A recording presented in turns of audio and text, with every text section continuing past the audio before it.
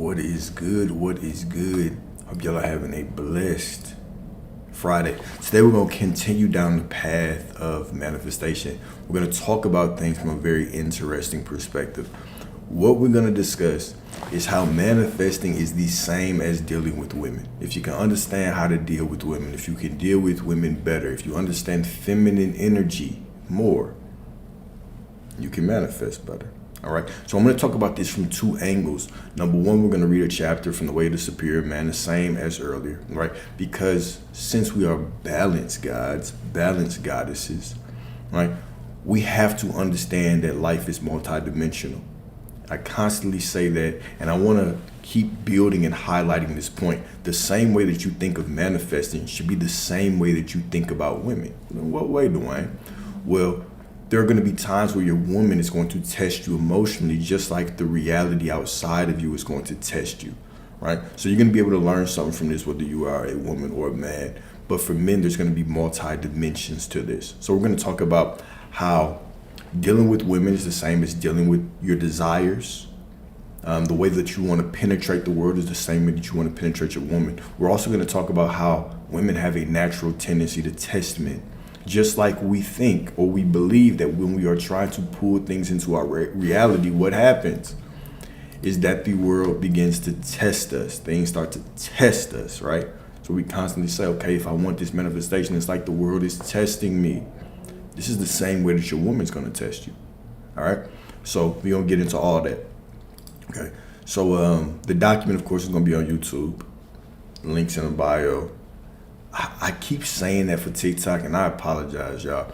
I really thought that the link was in the bio this whole time. Apparently it has not been, but I just added it. So if you want to jump to YouTube and see the actual document and follow along, the link is in the bio. All right. So first, let me see here. All right. So the first thing we're going to do is we're going to read this chapter. It's a quick chapter, 5 or 6 paragraphs. Okay. But it's called She Wants the Killer in You. Okay, I want you to look at this from multiple dimensions, per usual, right? Look at this in the singular dimension as how to deal with women, what women want from you, right? Women, you can look at this from the natural tendency that you have to test a man to see his masculinity, but also think about this in life. You're trying to attract that desire to you, and the outside circumstances seem chaotic. What does this mean? Okay, we can learn about everything by paying attention to everything. All right. So she wants the killer in you. Among many other qualities, a woman wants the killer in a man. She is turned off if her man is afraid and wants her to kill the cockroach or the mouse while he stands on a chair and watches. Okay, she is turned off if a man wants to get out of bed in order to check out the strange sounds in the house to find out if a burglar made the noise. Fearlessness, or the capacity to transcend the fear of death for the sake of love, is a quintessential form of the ultimate masculine gift. Okay, so not just suppressing fear, not truly just walking around being fearless, but the ability to transcend fear. What I always talk about is the unknown space, which is the space, the consciousness expanding space in your life.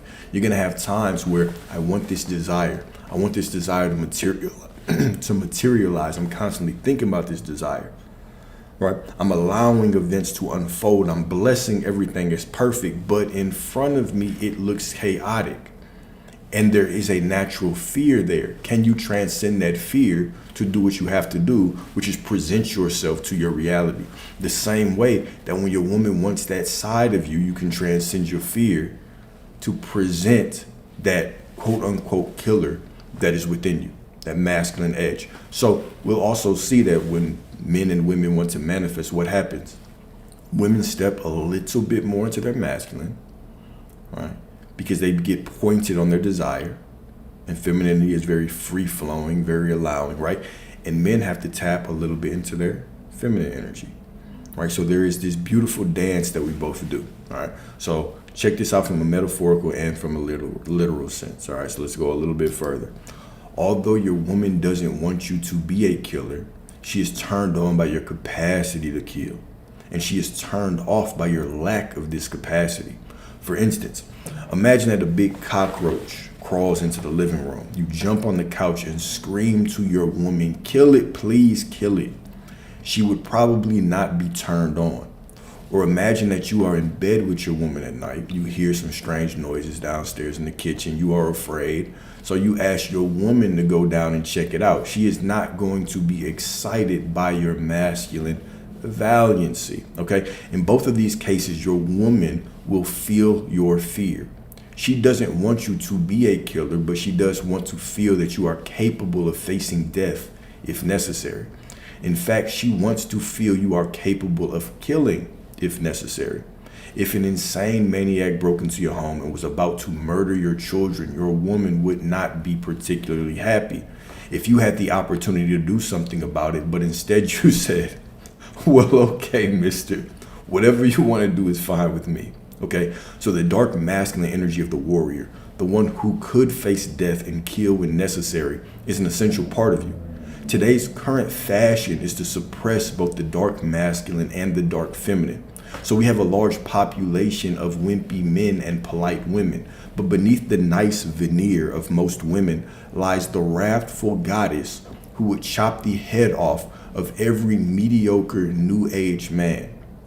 And beneath the patient smile of most men lies the warrior of love who would ravish his woman into bliss rather than listen to her chat in pointless emotional circles. But the dark masculine energy has been suppressed so thoroughly these days that the ordinary man would prefer to paste a smile on his bored face rather than penetrate his woman's tension with uncompromising love.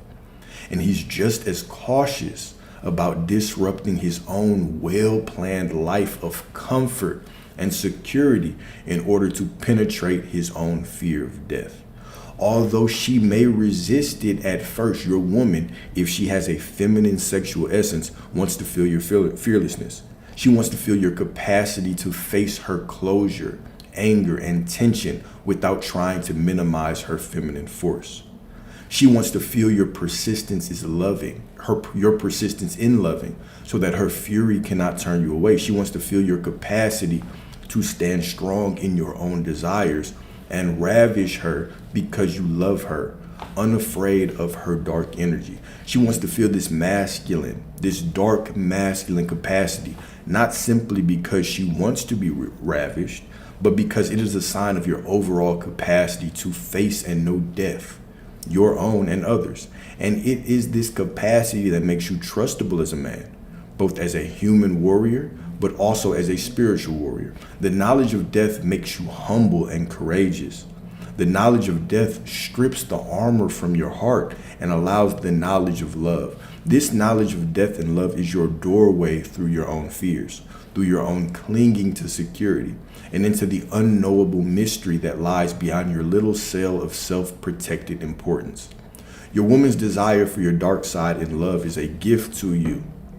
Okay? By honoring her desire through the cultivation of your dark and fearless loving, your need for self-protection will decrease. And every moment will stand more naked, vulnerable, and true, released of your need for consolation and false self-assurance. Rather than smiling at your present experience from behind a curtain of safety, minimizing your participation with the always life-threatening potential of the moment, you will lovingly surrender your position and ravish the moment, penetrate to its core, and find yourself identical to it. Feeling through and through and through is your only freedom. The killer your woman wants is the one who knows that life is a process of dying through to that which cannot be lost. Life is a process of dying to that which cannot be lost. Only in this sacrifice of fear can your heart remain unguarded. Facing the potential burglar at night is only a sign to your woman that you are willing to lose everything into love. Okay, now let's talk this through just a little bit. All right, so I want to look at it from a metaphorical sense in a moment. But first of all, let's truly highlight who you are as a divine masculine. What the divine masculine actually means, right? The divine masculine is, man, I don't have my bad, I can't even see the chat box.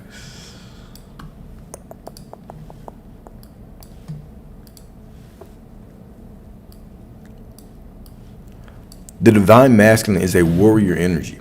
It is a divine spiritual warrior. It is not love and light. Love is part of it. You are love because you are God, and God flows through you, so you can be nothing other than love. However, the divine masculine in you wants to penetrate the world. You want to penetrate your woman in a certain way. This is what we talked about earlier, right? We can talk about suppression all day and suppression of your masculine desires, okay?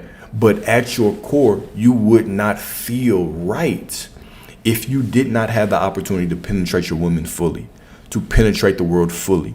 And a lot of this penetration requires you to step into your fear, to transcend your fear, right? Not to suppress it, not to become fearless, but to understand that in order for me to reach my highest potential, there are things I'm going to be fearful of that I'm still going to have to attack.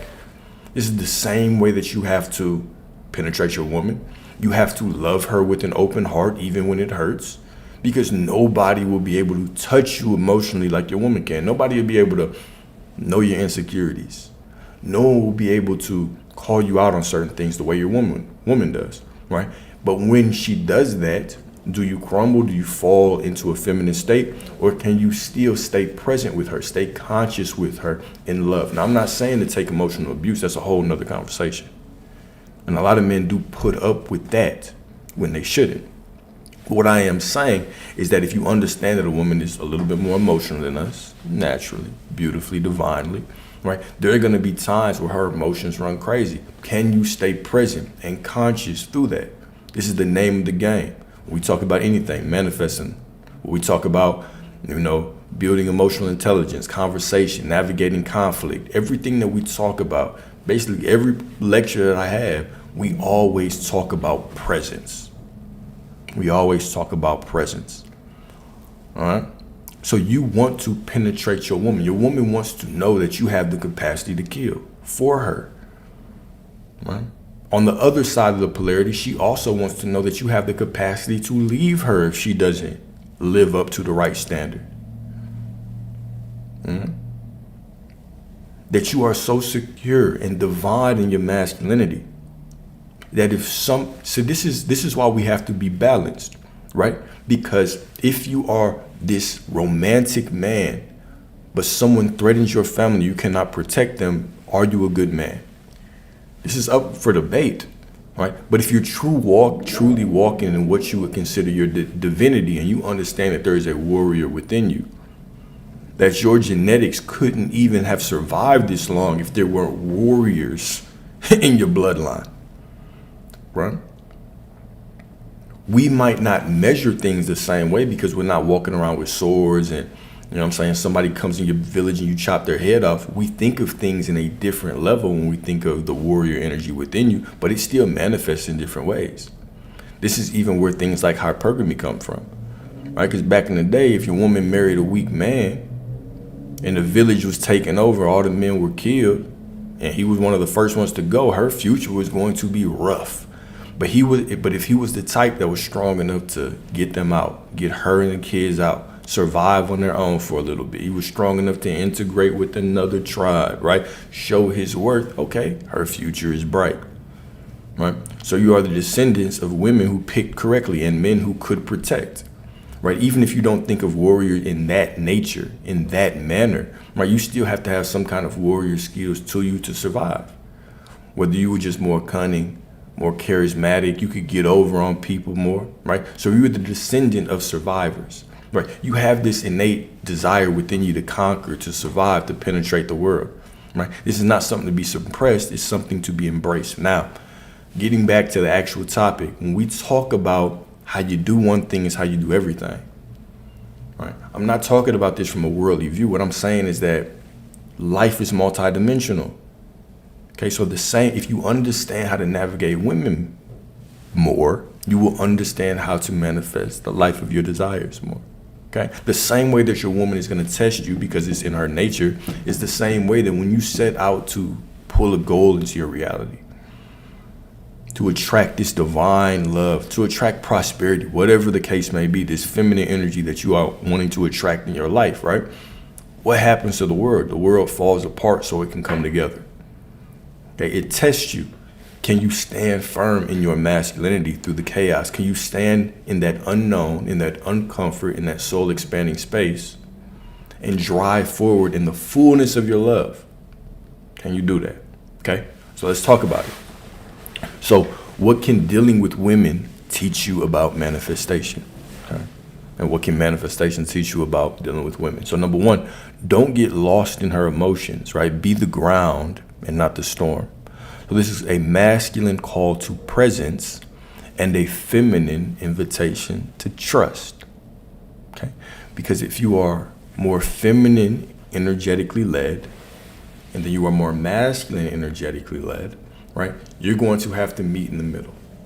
Right? When we comes to masculinity, or not masculinity, when it comes to manifestation specifically, right? Women have to step into a little bit more masculine, men have to step into a little bit more feminine. All right. So she wants the killer in you, not to kill her, but to be free, to be her wild self. Okay. So emotions are not the enemy. They are the dance of the feminine, the waves crashing against the masculine shore. This lecture is not about silencing her emotions or numbing yours. It's about learning to stand firm, centered, and grounded, especially when the storm hits. Okay? So the nature of the feminine: flow, emotion, expression. Right? The feminine is pure energy, emotion, light, radiance, movement. Okay? This universe is pure energy. It's pure potential. Okay? You see 0.0001% of matter in front of you. But this universe is always changing. And every moment, this universe is brand new around you. You're in a completely different timeline every single moment. Okay? It is just purely potential, purely information, and a tiny bit matter. Okay? This is the same way that your woman emotions are. Woman emotions are free flowing. They're divine, right? That goddess energy. Okay? So the feminine doesn't follow logic, it follows feeling. I'm not saying women don't follow logic, right? I'm saying the feminine, all right? The feminine doesn't follow logic, it follows feeling. It flows like a river.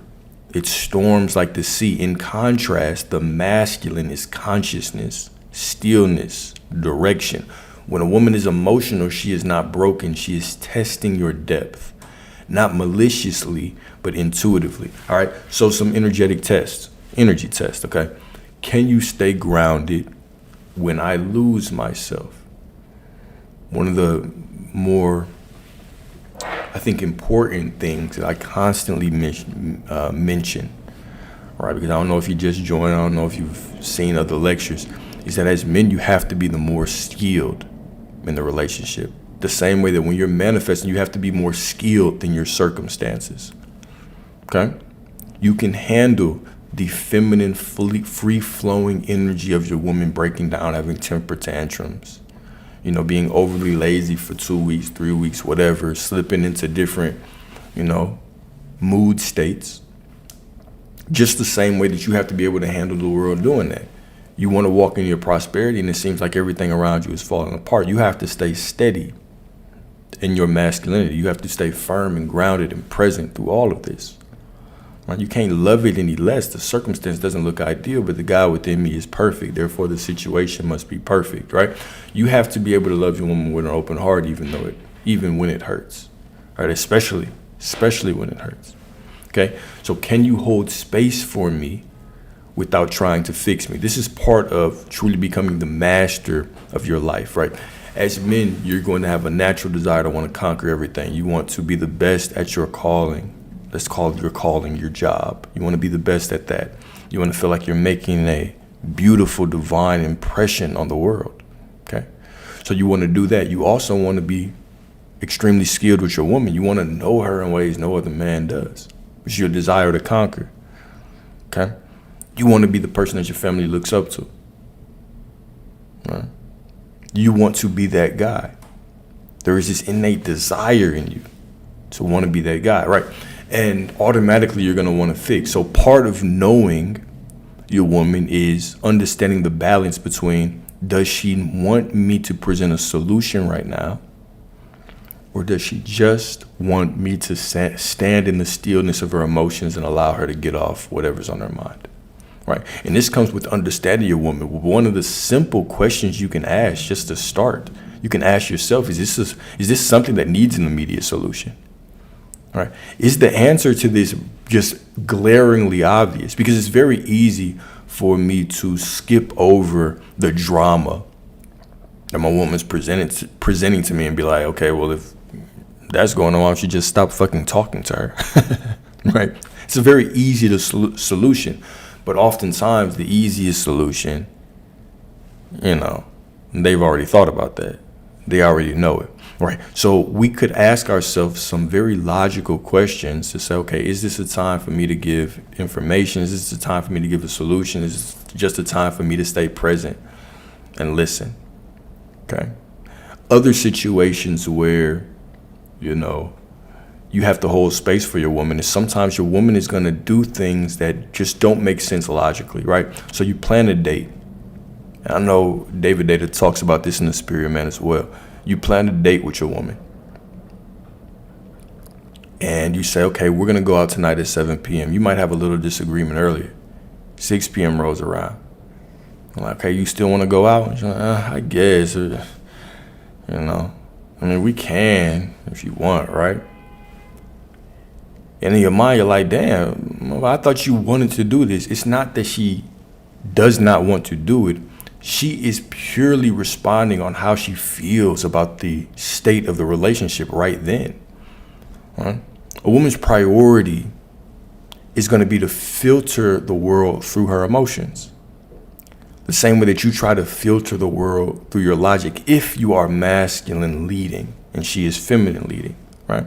So it's not always that, she doesn't want to do something or she's just completely changed her mind. It's that, does she feel safe and honored and led in the relationship right now? Does she feel emotionally good in that relationship right now? So the wrong thing for you to do is be like, all right, cool, we don't have to go anymore.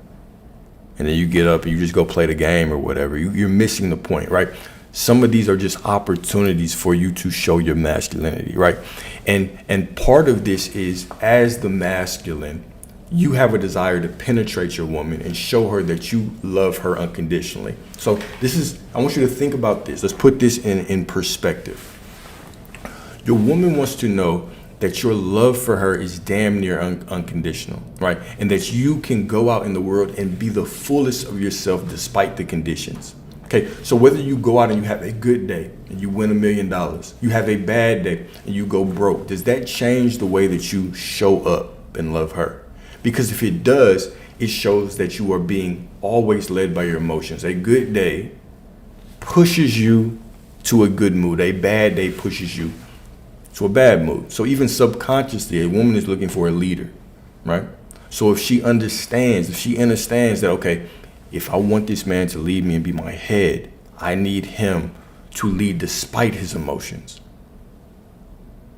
I need him to lead transcending his emotions. I need to understand that he's going to make the best decision despite that, right? So this is a bigger thing. But even when it comes down to these little tests, right? Are you the type of man who allows your woman's emotions to bring you into an emotional state? Or do you understand that there are certain times where you can literally just laugh your woman right out of that bad mood? You can literally talk her out of her bad mood. You can literally pipe her out of a bad mood. You can just be so present with her and ignore her mood and hug her and kiss her and touch her. And then all of a sudden she's excited to go on the date again, right? It was never about that little argument, right? But once she sees that your love for her does not waver, your desire for her doesn't waver, whether she's in a good mood, bad mood, over this little petty argument or not, right? But, when we are younger, we tend to take these situations and we internalize it like, God damn, motherfucker always tripping, right? But that's the beauty of the woman. You don't want a woman that's like a man. It's not fun, right? There's no complexity in that, right?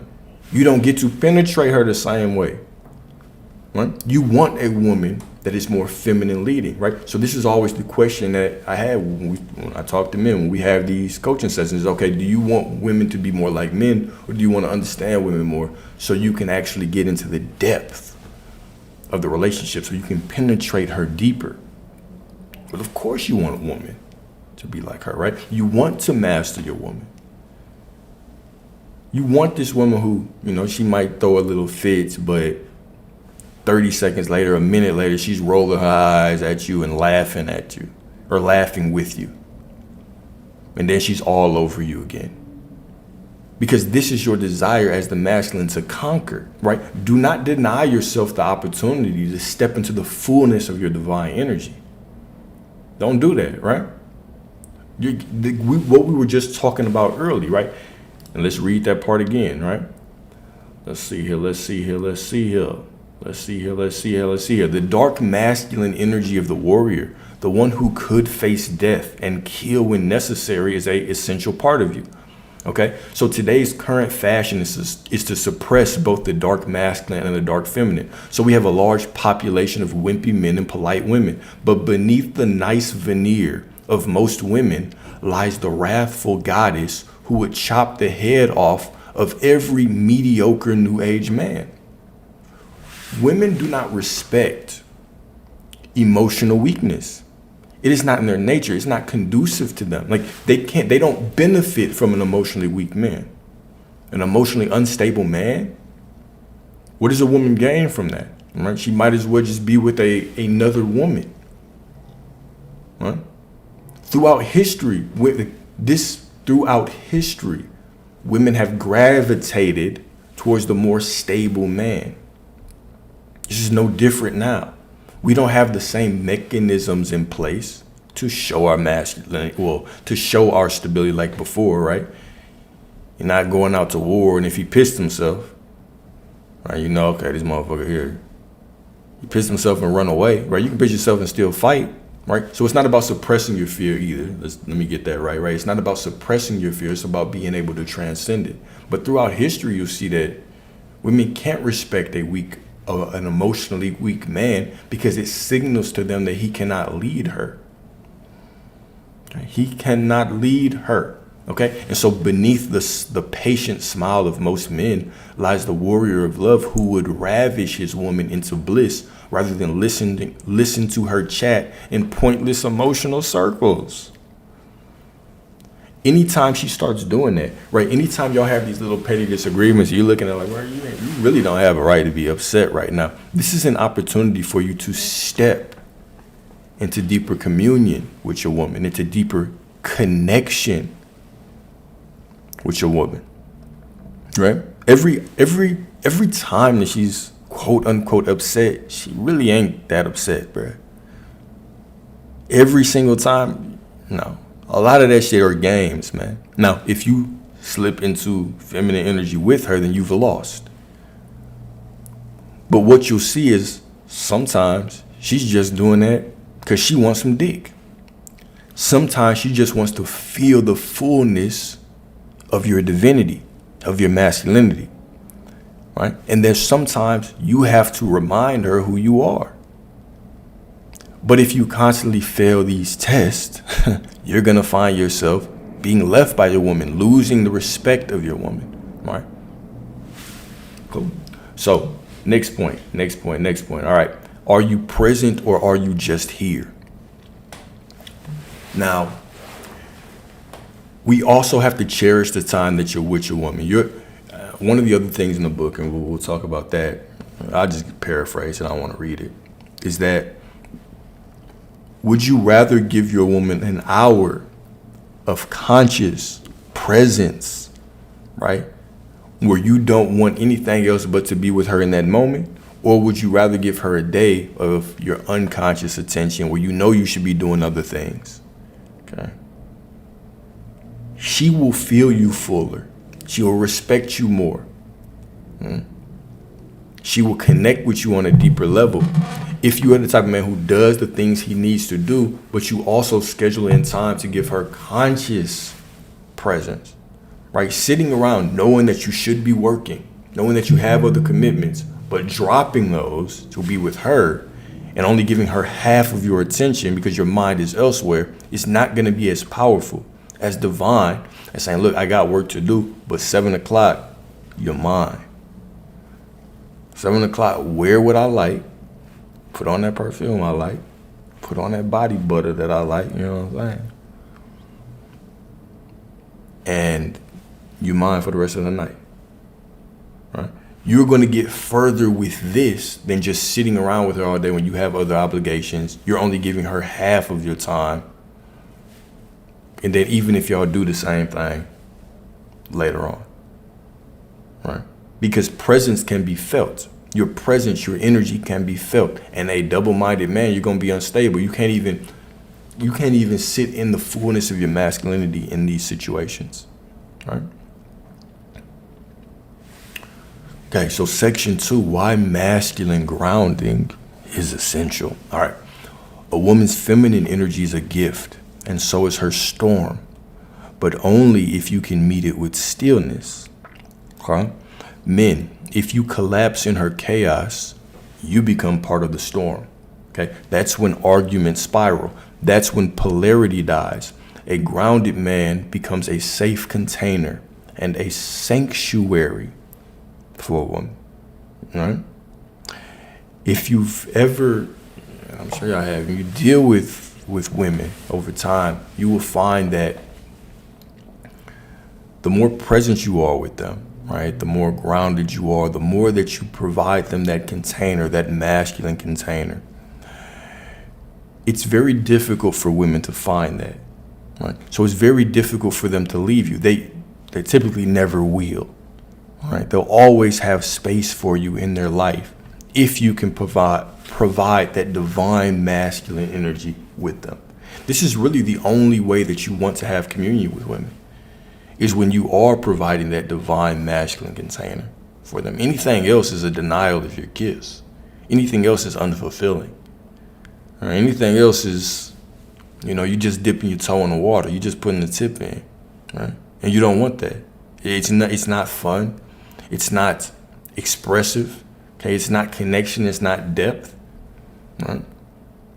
So you want to connect with women in a deep way. This is your desire with feminine energy. It's the same way that you want so much freedom. You want so much money. Right? You want the intensity of your woman. You want to penetrate her in ways no one else can. Right? This is your masculine energy speaking. All right. So what grounding actually looks like. Number one, not matching her tone when she's emotional. Okay. This is the same way that when you look in the world and you're trying to you're trying to magnetize things to you, attract things to you. And the external world is showing you the opposite of what you want.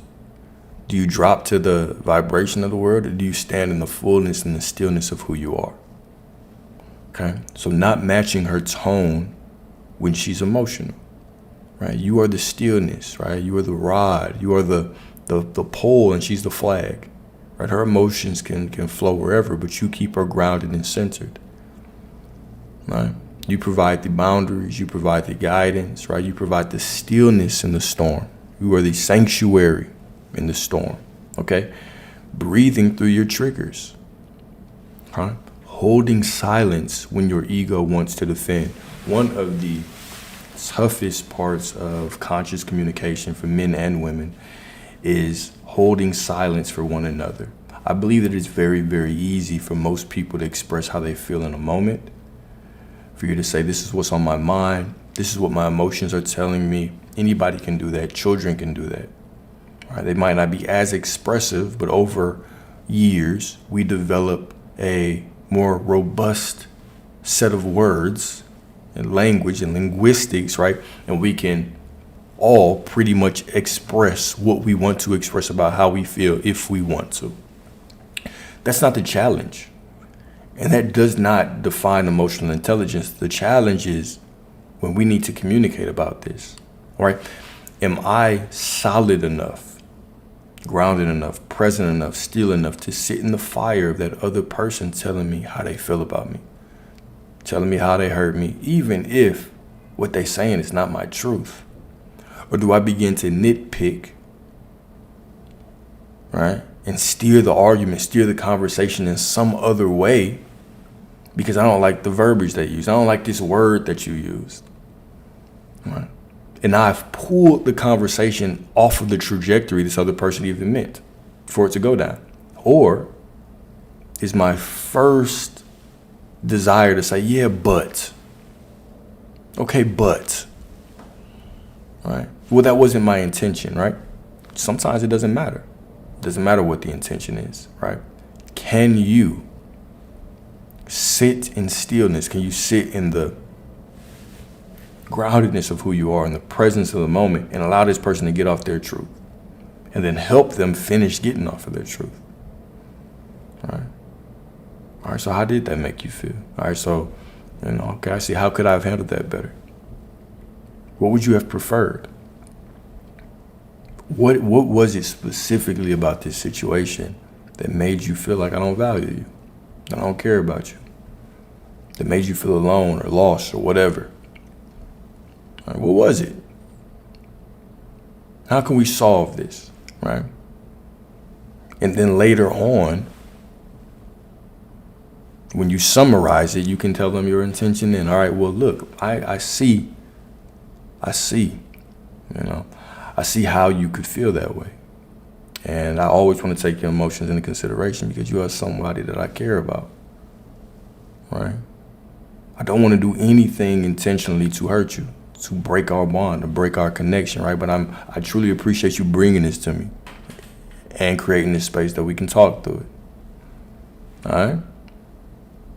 This was never my intention, all right? But I will try my best to be conscious enough not to go down that path again. All right? Well, if you like the toxic part of that, the toxic part can be, y'all can take each other to the bedroom afterwards. Right? But communication, these discussions are always a bridge to deeper vulnerability, to deeper connection, to deeper communion, to deeper intimacy. That's all they are. Right? It's a space for growth and healing. That's what a disagreement is. A space for growth and healing. Nothing more, nothing less. Right? And you should be getting more skilled at this over time. Okay? Now, on the other hand, because I can't just make it one-sided because we are brothers and sisters of balance. Okay? Do I have the emotional capacity to understand that it's me and this person versus the problem? So can I frame the problem in a way that's non-attacking, and maybe this other person is triggered for whatever reason, but that's something that I have to learn over time too, because I have an obligation not just to communicate how I feel, but to create the infrastructure for an environment that is conducive to actually solving an issue and allowing us to grow closer. All right? So you have to ask yourself the honest question, am I stepping into this situation to build, or am I stepping in this situation to vent? Okay. What does a solution even look like, right? Have I walked in with a thought in my mind of how a solution could be, or do I simply have thoughts in my mind of if they say this, then I'm going to say this. If they say that, then I'm going to say this, right? And now before I've even walked, I'm already on defense mode. Don't let them not say what I've expected, because they never will. Part of why they never will is because it's universal law.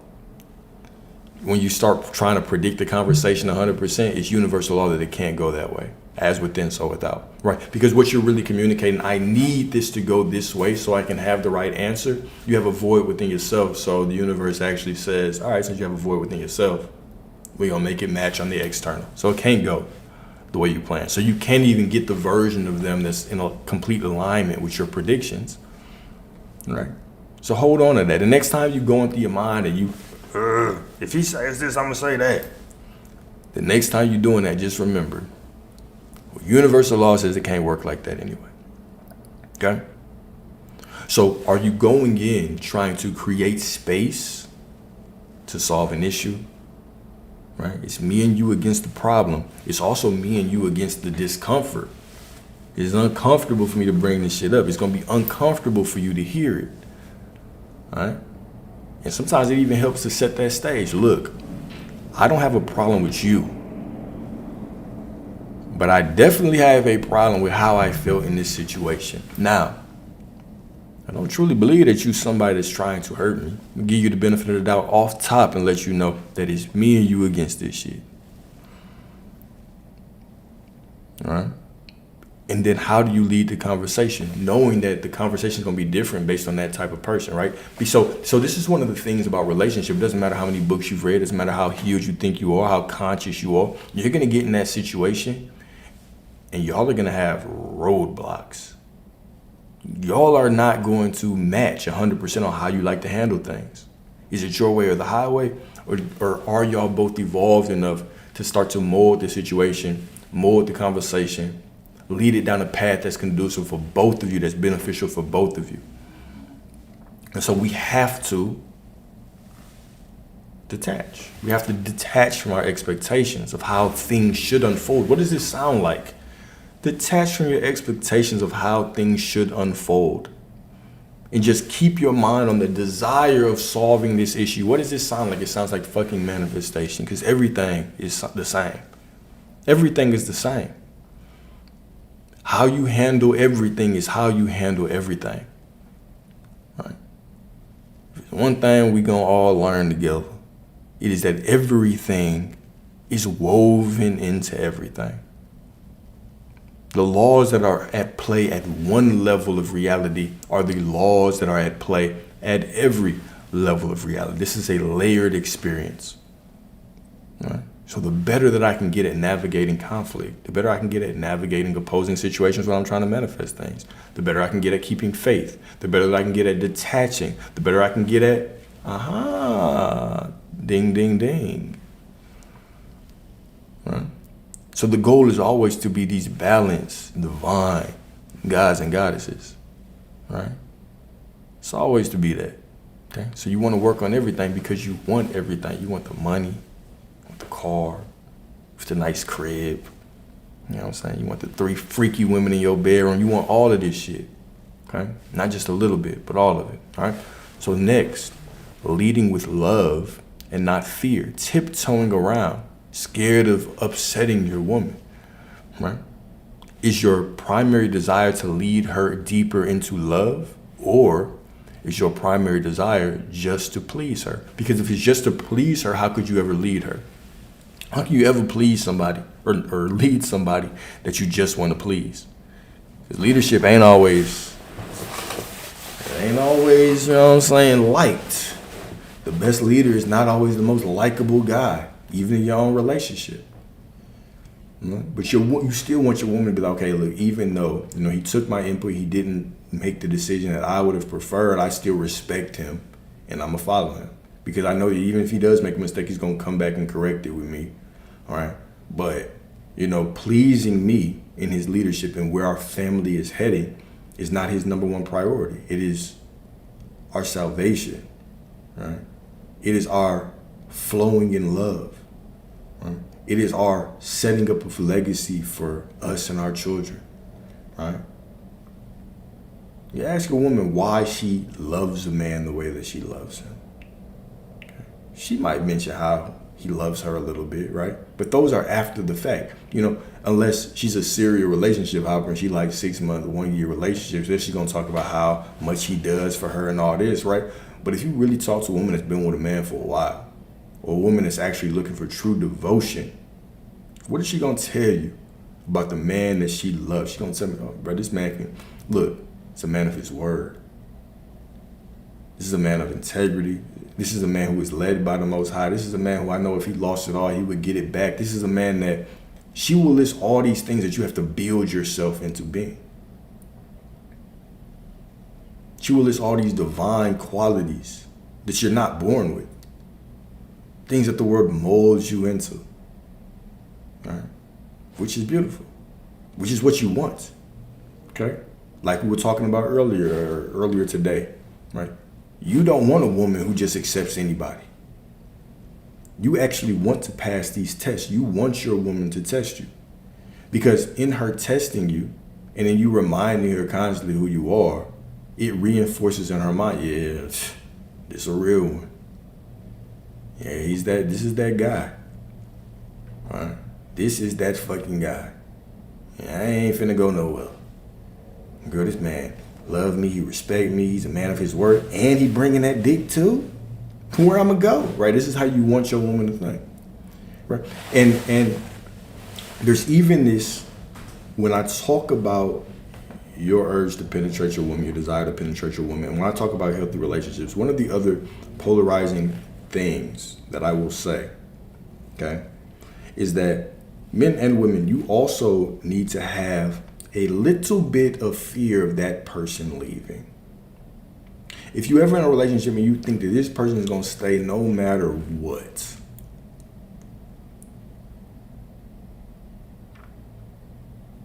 the relationship is not the healthiest. That relationship is not the healthiest. Right? You want to be in a relationship where people do know your boundaries. Y'all are vulnerable enough. You have created enough intimacy to understand boundaries. Well, look, baby, I love you to death. I'll do anything for you. I'll kill for you. I'll die for you. But the day that I find out that there was another man involved, right, it's an absolute no. It doesn't matter if you never do it again. It doesn't matter if you cry. It doesn't matter. I don't care. It doesn't matter if we've been married for 20 years, 30 years, 100 years. Right? I will not come back. So you better make damn sure it's worth it, right? You need to have this bit of fear. Like, yeah, he holds me to a standard, and I know if I don't make that standard, then I'm out of there. She holds me to a standard. I know if I'm not constantly making that standard, then I'm out of there. This is healthy in a relationship, unless y'all just want to be slobs together. They just want to fail at life together, right? You want that teenage love. I'm just with her because I love her. I just with her because I love her so much and do whatever for her. It should never last. You want a purposeful, dutiful relationship with a person with standards, boundaries, discipline. A person that has a higher purpose in their life than just sex and intimacy. Someone that's looking to build. This is what you want. This is that divine union, right? But this requires you to have all these things. This requires you to be able to step into conflict in a more detached way. For sure, the fear is what makes you put in the effort. The next time that you sit down with a woman, truly list your standards. This is the thing, brothers. Most men don't truly have high standards for women. But the moment that you can truly express your standards, which requires you to think about them, and that you let a woman know, look, I don't qualify any woman. Because you look good is not that important to me, right? It's important. I want to be attracted to you, but you can't, shit don't slide. Like, I'm not letting shit slide just because you look good. Just because you do that shit I like. But I do like when you do that shit I like. But just because you do that shit I like doesn't mean that I let shit slide. Right? I have standards. I have a specific archetype of a woman that this is the type of woman that I need. Because this aligns with who I am as a man. Anything less is unacceptable. All right? Anything less is unacceptable. Yes, absolutely. A man definitely does have the capacity to maintain multiple women divinely. Absolutely. However, not all men. It depends on what your highest truth is. Okay, so is your highest truth? Here's the thing. I talked about this a lot in a lecture earlier today, which was about the natural desire of every man. There's a natural desire of every man to have multiple women, to be with multiple women. Even if you are in a committed relationship, energetically, you're going to have a desire to sleep with a lot of women. There's a full hour and a half lecture on this early, right? Now, we believe that the desire for multiple women is simply a physical thing, but it actually relates to a lot of other things. It relates to your desire for freedom, your desire to penetrate the world, and then also just your desire for feminine energy. Because women aren't the only feminine energy. The entire world is basically feminine energy. So I want you to think about this. In the world, on Earth, the polarity of masculine energy is dominantly held by men. Almost everything else in this world is feminine energy. Skyscrapers, feminine energy. Money, feminine energy. Freedom, feminine energy. Nice cars that give you freedom, feminine energy. Anything that's linked to freedom, consider that feminine energy. This is why even when you want to get more money, you have to step into more masculine energy. We live in a world of polarity. Okay? So the desire for sexual variety will always be there. Now, how do you redirect it? Because, some people just be like, bro, just keep it in your pants. Just don't have sex. Men should have discipline. Right? But how do you actually work with that energy? You have to transmute it. Now, to get back to that, typically, men that want polygamy, let's say that you want polygamy, right? It's for a different reason than specifically men that want to be with one woman, right? So if a man wants polygamy, it's typically not for the connection with a bunch of women. It's for community.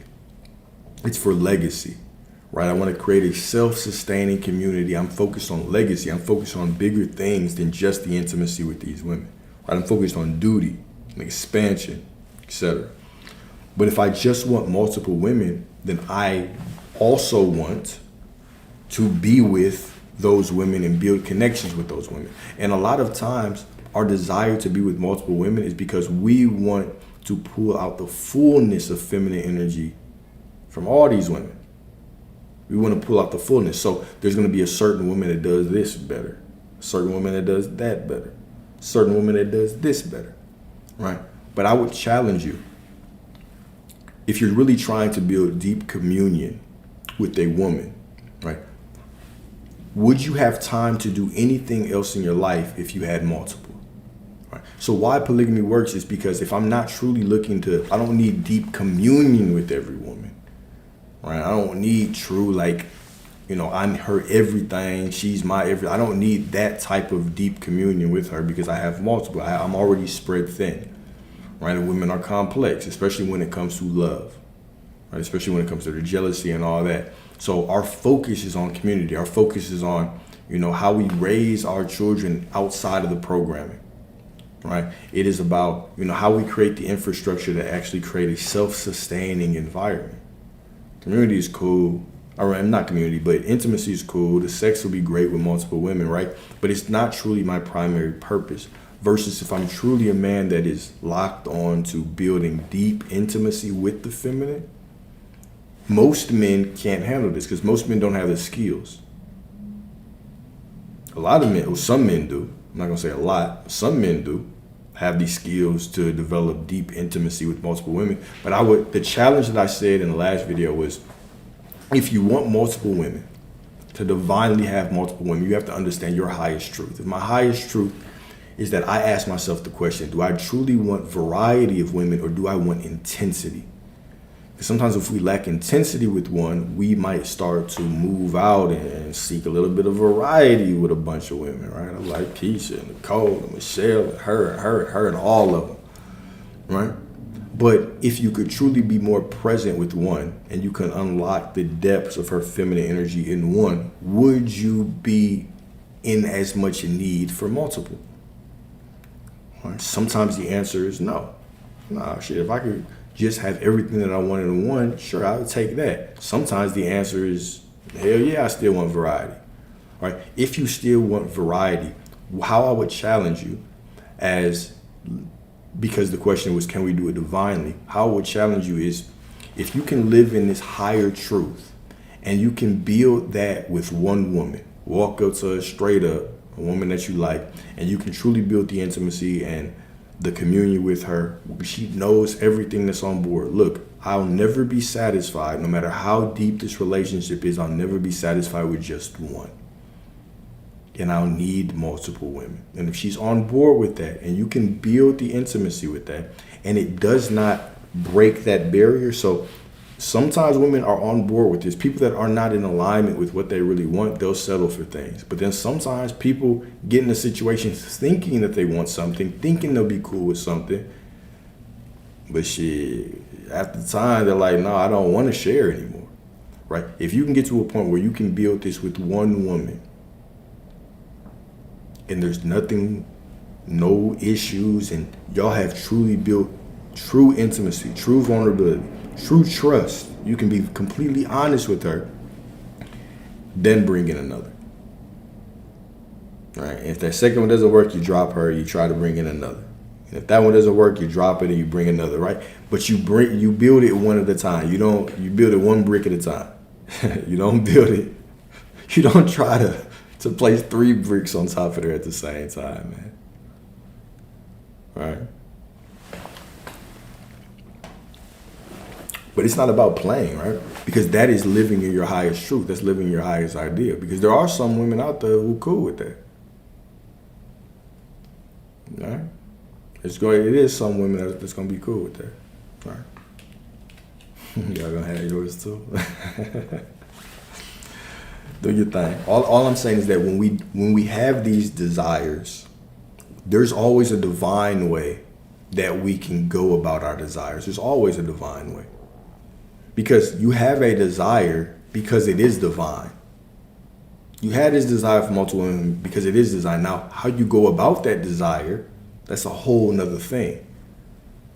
Whether you take the divine righteous approach, the approach with integrity, or you take a different approach, that is all on you, right? But your desire is your desire for a reason, right?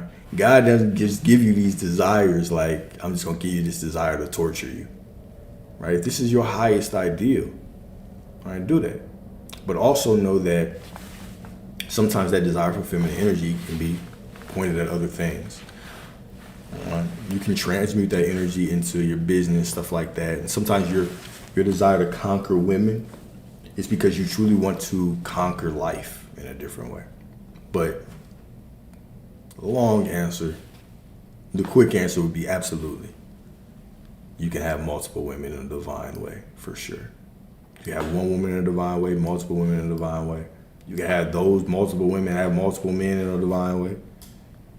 So you can do anything in a divine way. You can have one woman that has multiple men in a divine way. Now, that's going to be a little harder to justify. All right, but if y'all are all living in your highest truth and that's the life that y'all want, shit, miss me with it. But hey, if that's the life that y'all want, cool. Could you? Never mind. Just the thoughts. Whole bunch of men conquering your woman, bro. That's what. All right, so the moment that you react, you lose polarity. Okay, so reacting is ego. Presence is power. Okay, when you argue, explain, or retreat emotionally. Okay, keyword emotionally. When you argue, explain, or retreat emotionally, you step out of your masculine center. Her storm pulls you in. And now no one is leading. A woman will unconsciously test you not to provoke you, but to see if you can handle her truth without flinching. The feminine always tests the masculine. It is her nature to do so. And it is the masculine's nature to not collapse. One of the first, videos that I did on Instagram that went viral was one. I was saying that as men, you should never argue with a woman. It's like, if you're a man, you should never argue with a woman. Now, I got a lot of pushback about it, right? But I also think we have to understand the difference between debating, having a disagreement, and fucking arguing, right? So in the context of boundaries aren't meant for me to implement them to try to change you, right? Boundaries are just the baseline. If you act within these boundaries, then I can actually show up to the best of my abilities. If you don't, then I can't. Right? And I want to love you, so I'm setting these boundaries so we know how to operate within each other, like with each other. Right? But when I get to the point where you've done something, and I say I don't want you to do it, and you don't give a damn, and you keep doing it, and now we're arguing, please somebody enlighten me on what the purpose of this is. I told you I don't like it, you keep doing it, we're not finding common ground, we're just arguing. Basically, all I'm saying is I have a concept in my mind. I have an idea in my mind of how I want you to act, but I'm actually not willing to have that be a standard for my life. It would be nice, but do whatever the fuck you want, right? You're showing that you don't even have respect for yourself. If you don't have respect for yourself, how can anybody have respect for you? Right? So a lot of times we flip things backwards and we'll say, okay, well, this woman doesn't have respect for me. Okay, that's true. But you don't even have respect for yourself. Because if you did, it wouldn't even have gotten to this point. There are certain times, right, where yes, of course, women just don't respect you and you respect yourself and you walk away, cool. But there are other times where you drive a woman to not respecting you because you don't respect yourself. The respect was there, the relationship was cool. Right? And I read a lot. So in The Art of the Deal, Donald Trump, whether you like him or not, I like to study people that make a lot of money. Right? So one of the things he said was, if you're not willing to walk away, you have no negotiating power ever. This is 100% true in life, in all aspects, right? If you are not willing to walk away from things, from anything that's not beneficial to you, you never have any kind of negotiation power. You can't negotiate from a perspective of I want this, but I'm not willing to walk away if I don't receive it. Okay? So you're always going to be tested. And like I said, most of the time that your woman comes to you with these little petty disagreements, it's not because, damn, she's being difficult, right? These are opportunities for you to actually step into your masculinity and give her the dick that she needs, right? Talk her out of that emotion. Talk her out of that petty thing, right? And a lot of times it's just your presence alone that can bring her out of that. You can laugh your woman out of certain things, out of certain lower moods, just by cracking a couple of jokes, but just by being present and solid, you can bring her right up out of that emotion, right? But you also have to, of course, master her. You have to become the master of her emotions, understand when it's something that we need to solve, something that's not that important, when it's just a call for attention, a call for affection, right? I tend to think of most behaviors that most people display as either a show of love or a call for love. It's very rare where what someone's doing is not one of those two things. They're trying to show love or they're trying to call for love. Right. If you take this perspective, it helps a lot as well. Right. So reflection points for men. Number one, when was the last time that you overreacted, right? You overreacted to her emotion instead of staying present. Do you feel uncomfortable around feminine emotion? Why? Does it make you feel out of control? Right? Does it make you feel less masculine? Does it make you feel, how does it make you feel? Do that study and see, right? There are gonna be times where it can make you feel a little out of control. And that's when you have to fall deeper into who you are. This is the test, right? It's not gonna be easy, but life's not easy. The woman really won't be easy, but you don't want her to be because that means anybody could have her. The easier she is, the less you want her. You don't want the consolation prize. You don't want the consolation prize in anything in life. When it comes to your desires or things you want to manifest, when it comes to your woman, none of that, okay? You want the divine version of your woman, okay? So, are you trying to control her chaos or contain it through your presence?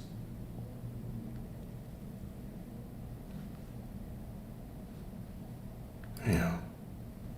Instagram? All right. Anyways, are you trying to control her chaos or contain it through your presence? The same way that when you look out in life and these circumstances aren't ideal for you, trying to manifest something, are you trying to control the chaos? Or are you just trying to contain it with your presence, with your perspective? Right? It's just an opportunity for us to grow closer in intimacy, for me to remind her who I am. Okay? So questions for women to ponder. All right, let's flip it up a little bit. When you express emotion, are you seeking resolution or reassurance of its depth?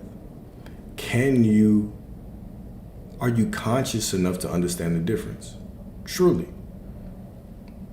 Right? Are you conscious enough to understand when you're actually seeking a resolution or when you're just seeking reassurance of his death? What does that look like? Okay. Number 2, do you trust his leadership or do you feel the need to lead energetically? Okay. And then number 3, how does your feminine feel when he doesn't react but holds calm space? Oh, we got the puzzle piece.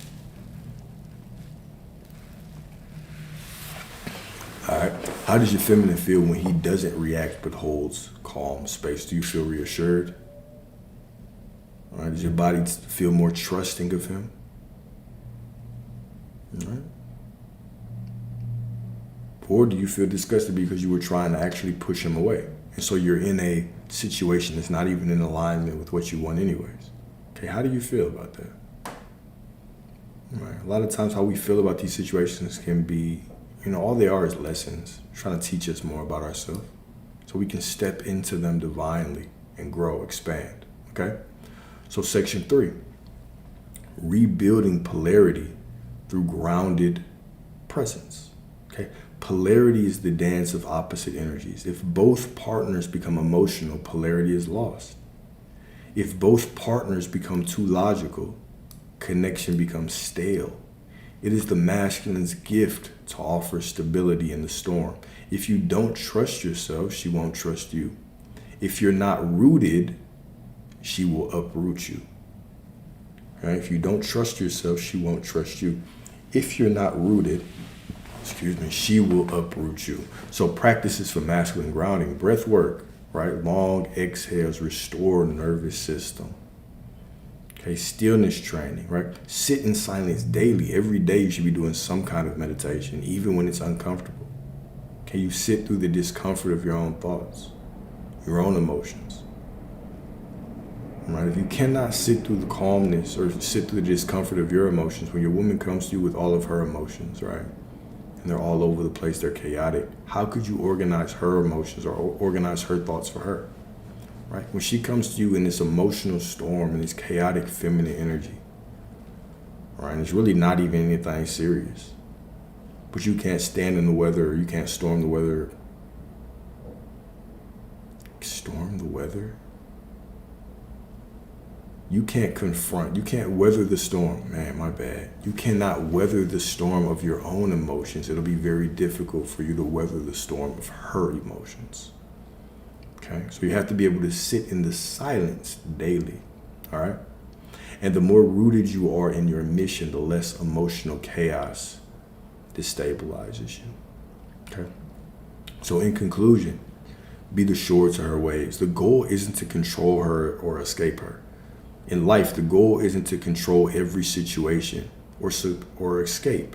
When we talk about manifestation, we talk about dealing with women, right? The goal is never to control the outside world. The outside world is just a reflection. It is to control my own emotions, my own stillness.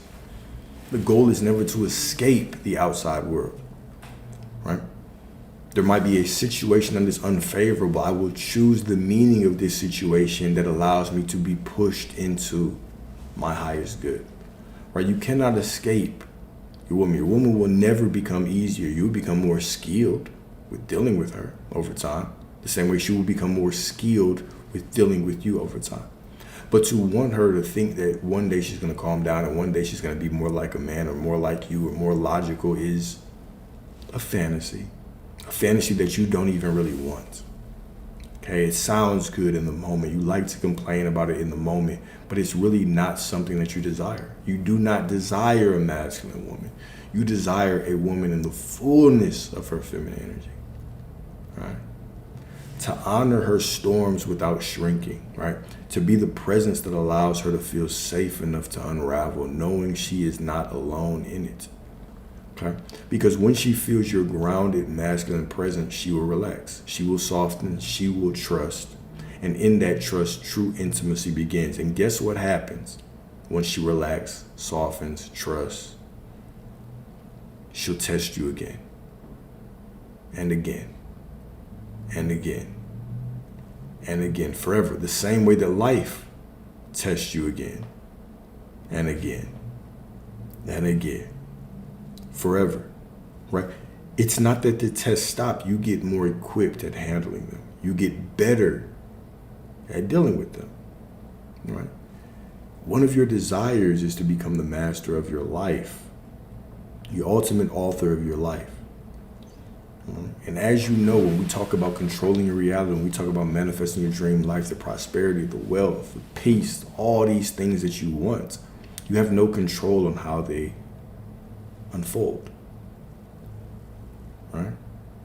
But through your self-mastery, situations change around you. Through your self-mastery, you create deeper relationships, deeper bonds with the women in your life. Right? And this is what you want. Right? You want self-mastery. It's never about denial. It's never about suppression. Everything that we do as men is about self-mastery. Right? So can you weather the storms of life? Can you weather the storms of your woman? All right, so final reflection questions for men. What part of me collapses when faced with emotional intensity? When the situation, when the emotions are high, when you feel your body getting hot, those emotions start hitting you, right? And you just feel that frustration and you want to react, okay? What part of you collapses when you're faced with this? Is your ability to think, your ability to sit still, your ability to be silent, your ability to listen and pay attention? Which part collapses first? And then how can you start to build resilience in this? How can you start to sit in the stillness, sit in that discomfort, build the tolerance up, okay? What does it actually mean for me to be the grounded masculine? How do you define it? And then can I hold space without trying to fix or escape? Let's highlight those two words, fix or escape. How can I hold space? Can I hold space without trying to fix or escape? Is my advice always rooted in trying to fix some shit? Can I be present without fixing? Can I be present without trying to escape? Okay? And then for women, do I feel safe enough to express my feminine fully? Do you feel safe enough? Right? And don't think that you're just gonna walk in a situation and feel safe enough to do that off top. Your feminine energy is going to flow, right? The same way that my masculine energy is going to flow. But we're gonna still have to learn each other. There's this dance, there's this beautiful dance of polarity that we go down and we're waltzing around and square dancing, right? We are divinely unfolding with each other through each conflict, through each discussion, through each debate, through each disagreement, through each test. We're constantly unfolding, right? This is why I say, right? I've constantly said this, I'll say this again, right? The soulmate, the divine connection is actualized on the back end, not on the front end. It doesn't matter how conscious you are, how much work you do.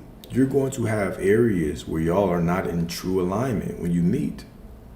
Whether it's the way that you converse, right? The way that you disagree, right? The way that you handle whatever situation it is, the way you deal with money, there can be lots of gaps. But it is in stepping into each situation as, okay, this is an opportunity for us to build trust, vulnerability, intimacy. And as you continue to walk down that path with one another over months and years, y'all eventually look up and you say, damn, this shit is divine. I couldn't be with anybody else but you, but I know you ain't got that much ass, but I still love you. And you're my soulmate. Right? And then other people look and say, oh my God, I love the way that she loves him. I love the way that he loves her. Right? And y'all look at each other and say, yeah, this shit took work. Right? This shit took work. Right? So this is what a divine connection is. A lot of that divine connection is on the back end. Right? She might not have a back end, but the divine connection is still on the back end. Okay? So next question for women, right? How do I respond when he doesn't react to my emotional expression? How do you respond when a man doesn't react to your emotional expression? In a positive way or a negative way? Right? Do you take that as a good thing? Do you take it as a bad thing? That can actually help you to understand if you actually want this dude or not. Right? And there's so many different ways that we can go, because let's not just act like emotional expression in a positive or negative way. You know, it's just one outcome, or it's just leading to one outcome, right? There are going to be situations where Y'all women know how complex y'all are. There's some situations where you react like this because you want his help with a solution. You react like this just because you want to vent. You react like this is a petty thing, and y'all are drunk, y'all are flirting, and then all of a sudden you act upset because you know that his presence and his masculinity is going to turn you on the way that he can stand still in your emotions, and then you finna get that vibranium pipe, right?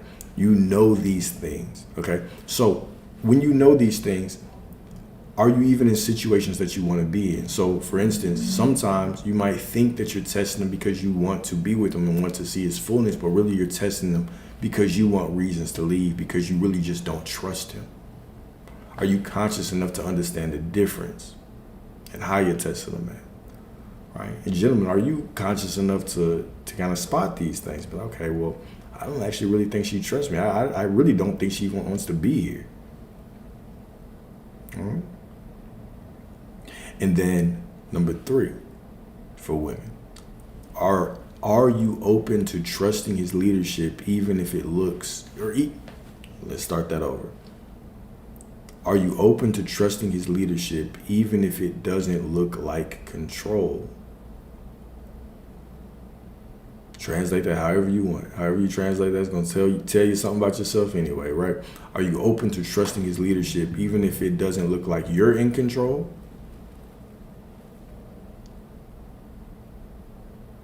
Are you open to trusting his leadership even if it doesn't look like he is in control of his emotions? I can just hear somebody be like, ew, he's not in control of his emotions? How could I follow that? All right.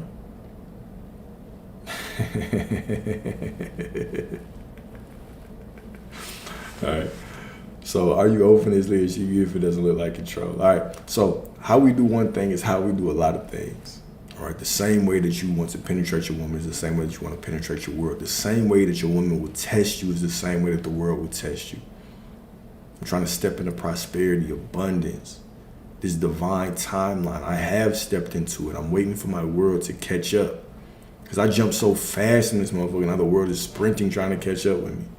And it looks like chaos all around me. Can I stay in the stillness of my divinity as these things unfold?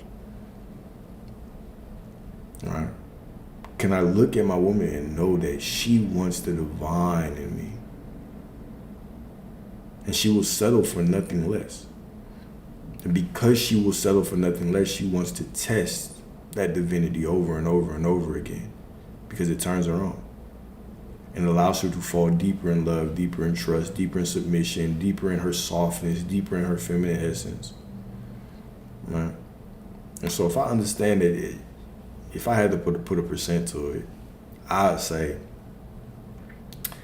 73% of the times your woman acts upset with you, or she acts like there's this problem, it's really not even a fucking problem. It's something that you could easily laugh her out of. You can easily joke her out of. You can easily give her affection out of. You can easily stand firm in your masculinity and get her right up out of that mood. A lot of that shit is not serious. And you know it's not serious. That's why you get so annoyed with it. But instead of understanding, like, oh shit, I'm annoyed with it because I know it's not that serious. So obviously, all right. But instead, we tend to take the opposite route when we're not as skilled, right? So think about this. Let this marinate, right? Next time you all are dealing with women, think about it on a different level.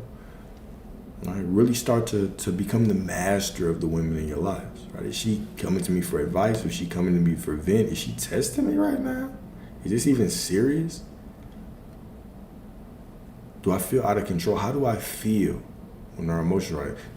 Do I actually feel like, this is an opportunity for me to create deeper depth with her? Or do I even want that with her? And if I don't want that with her, why am I here?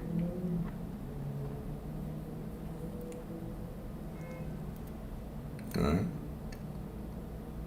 So, lots of things to think about, man. Lots of things to think about. But I know I didn't touch on manifestation too much. But I hope that I touched on it enough for us to see the parallels, for us to see the divinity and how, everything is related. Everything is divine. Everything is interconnected. This reality is just layers of the same shit from different perspectives. That's all it is. The way you handle conflict, the way you handle your woman, the way you handle manifestation, the way you handle all kinds of things, money, whatever, right? All these things are the same lesson, different perspectives. So the more that you can master these different things and then open up your perspective to see life, this is when you truly become, that divine creator in your life, which you all want to be. I don't believe you would be listening to me if you didn't want to be the divine creator of your life, the divine architect of your life, and get whatever you want. Right? So some of y'all are, you ready for that good woman. You ready to pour out that love. You ready for that divine. God is just going to speak poetry to you at night. It's going to pray over you. She wakes up in the middle of the night, you sleep. She's going to put her hand on you and pray over you. Like that shit. Yeah. Right. A lot of y'all women, y'all want the same thing. You want that divine man that's going to do that for you. Right? It's going to write your poetry, but still show you how hard he is, right? In multiple ways. Provide that premium, vibranium, right? Lightsaber for your ass. You want all those things. You want the prosperity. You want the good life. You want the love. Right? So the more that we can see how life has all of these beautiful synchronicities across it, and you start saying, man, life is such a mirror. Different levels of life mirror others. When I become good at one thing and I open up my perspective on how I became good on that, now I can navigate my life in a much more full, divine way, which is your birthright. Which is your absolute birthright. All right? So, it's Friday night. It's about 8:30. Y'all got anything else y'all want to talk about? Any questions, any comments, any rebuttals? Anything we can go deeper in?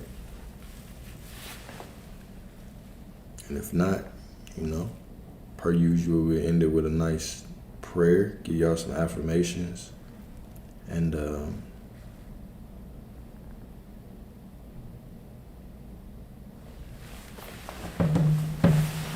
my YouTube is just Alexander Dwayne. So I saw you write that in the last one, and I thought it was in my bio, but I realized it wasn't in my bio, so I just put it there. So now you can actually go in my bio and you can see, but it's just Alexander Dwayne. Appreciate that, man. But yeah, this document will be on YouTube. Y'all can do whatever with it.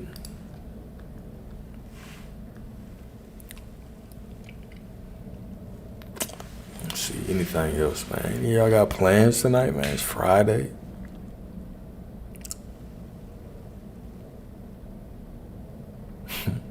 Appreciate you. Yeah, my bad. I was like, because every time, and I don't know how long it hasn't been there. Probably at least a couple of weeks, because somebody always will ask on the live, like, what's the YouTube? My mind, I'm always like, bro, it's right there. Then I checked today. I'm like, damn, there's literally no link in my bio. I'm just out here lying. Yeah, check the link in the bio. Nigga, it's nothing up.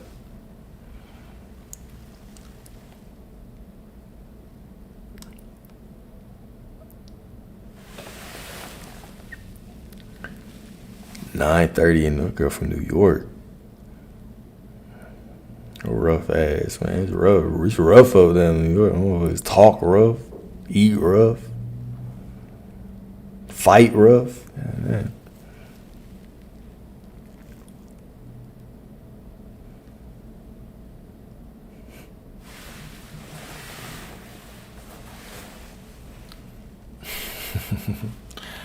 I dated a girl from New York before.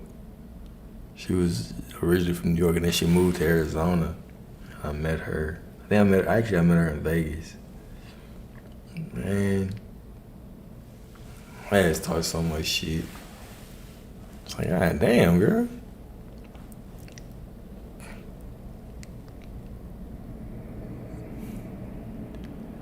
I think he's just different culturally, right? it's always funny when I meet people from New York. People from New York, I'm about to stereotype the hell out y'all. Hold up. Let me stereotype y'all for a second. Folks from New York, man, the shit that y'all get away with saying to each other up there, my goodness. Some of the shit that y'all say to each other, I'm like, how are y'all not fighting? How are y'all not fighting based on how y'all talk to each other? It's like, damn, y'all talk shit about everything for no reason. Every time I come back from New York, I'm so grateful to be back in the South. I'm like, it's polite. People are polite again.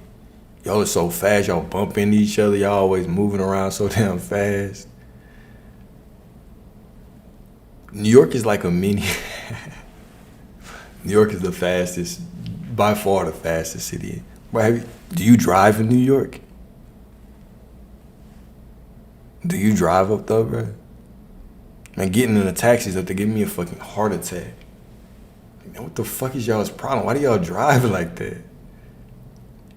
With absolute disregard for anything, no, the speed limits don't matter. You drive? Oh, hell no. Your ass is wild. Stop signs don't matter. Red lights don't matter. Man, I got in the taxi. I was like, oh shit. It ain't nothing like Nigeria. It ain't nothing like being Nigeria, but New York it's like that. It's up there. It's up there. It's not as hectic. See, I can't even trust a New York perspective saying it's not as hectic. I don't even know what your baseline is to say that.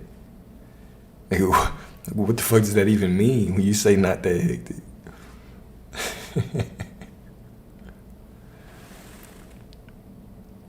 Minnesota is no better? I don't believe that.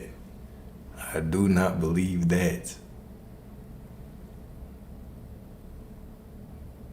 All right, if you say Minnesota is no better, have you drove in New York before?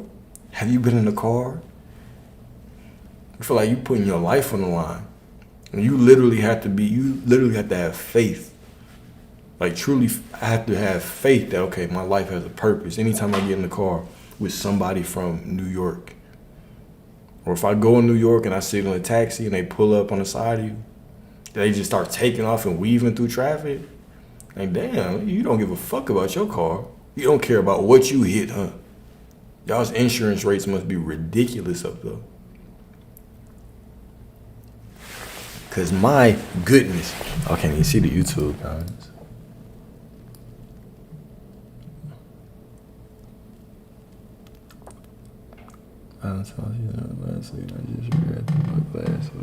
My bad, Ty. I didn't mean to just ignore your comments.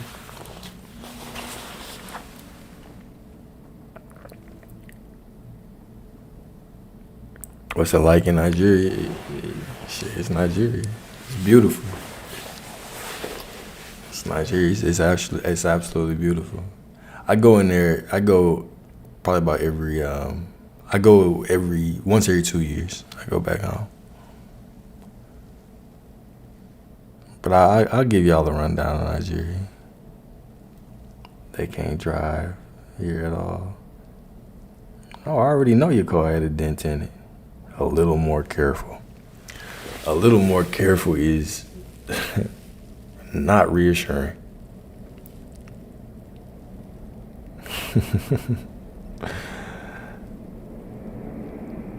Okay, you say you're from the suburbs. The city does get rough.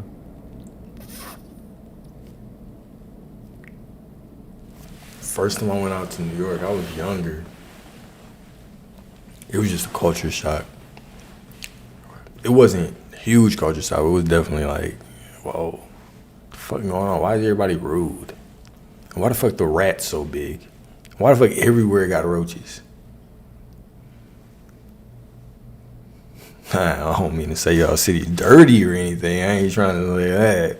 It's just a little different. But I see why they say, if you can make it in New York, you can make it anywhere. New York is a hustler's haven. My God. the concept of relaxing. Matter of fact, do you meditate?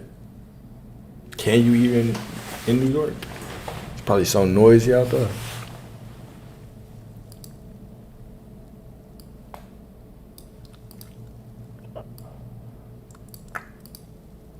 Oh man, how come I can't read the comment?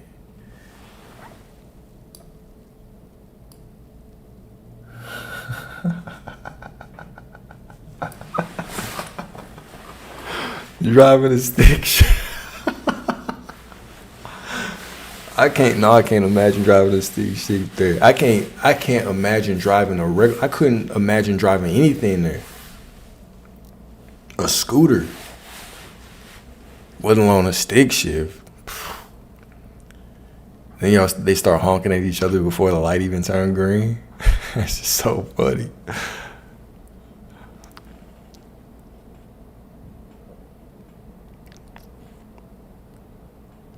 I don't recall Chicago streets being bad either. I don't recall Chicago being difficult. Chicago is beautiful, man. Chicago skyline. What y'all think? Who has the best skyline in the States? Best downtown skyline in the States.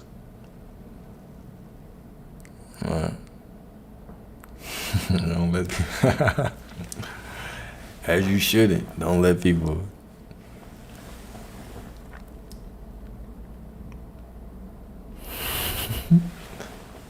New Yorkers are rude except for you. I'd say the same shit if I was you. I'd say the exact same thing if I was you. But I'd tell you the best skyline in the States, hands down, Dallas. Best fucking skyline, best downtown. Coming from when you hit downtown from all these different angles, the best skyline. Second best, Chicago. Chicago and Dallas skylines are elite. Oh, man. Driving through downtown at night. Chicago and Dallas are just romantic ass cities, man. Was alright. The skyline was alright in Chicago. It's because you from New York, bro. Folks from New York, y'all don't give a damn about nowhere else. If you from New York, you probably think New York got the best skyline, huh? Bros from New York don't give anywhere credit. People from New York, they'll be in Texas for 10 years and still be like, man, hell nah, man, this shit sucks. Texas don't have anything, bro. Back in New York.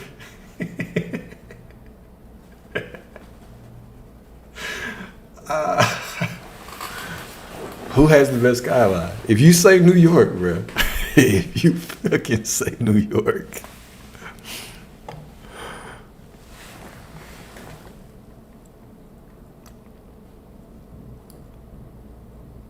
Until then, caught starting how to use it.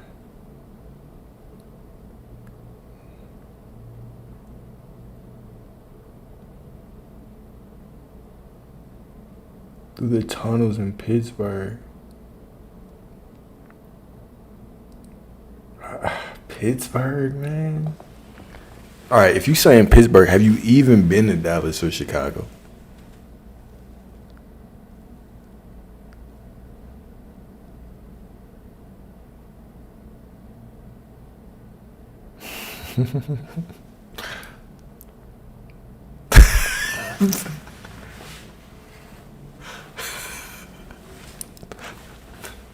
I'm talking about skylines. You talking about a bacon, egg, and cheese?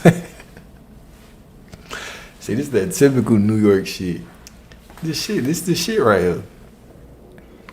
This is that New York shit. You trying to move the goalposts. You can't talk about skylines, so you want to talk about the food.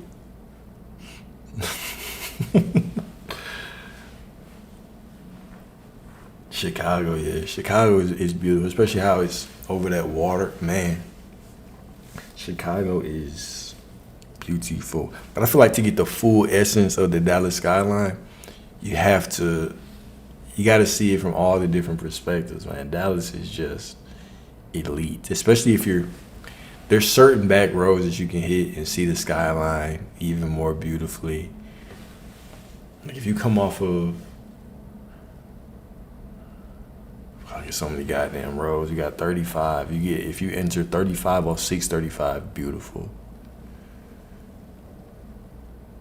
183, leaves a lot to be desired. The tollway, there's one where you hit the tunnel, you go into the tunnel and you come out. Shitting on the Pittsburgh tunnel. Shitting on the Pittsburgh tunnel. Matter of fact, Dallas is like every other city skyline. I ain't gonna go that far. But Dallas and Chicago, man.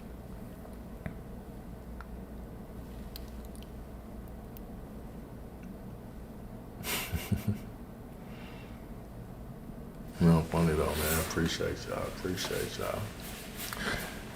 So most people are doing nothing tonight. Cool.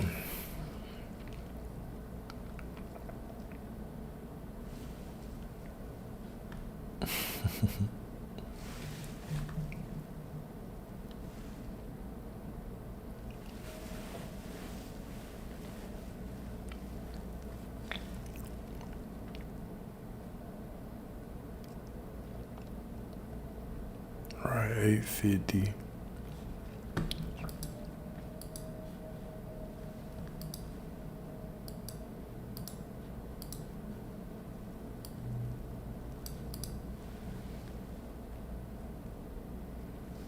Oh, happy birthday to him, man.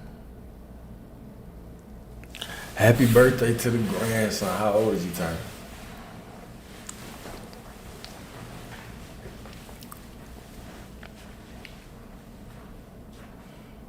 How y'all celebrating?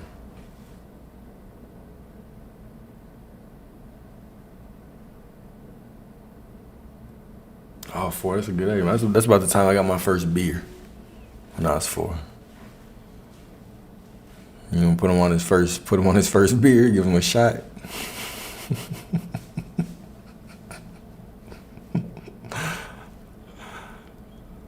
That's about the time I got my first sip. Became a man, you know. I'm just playing.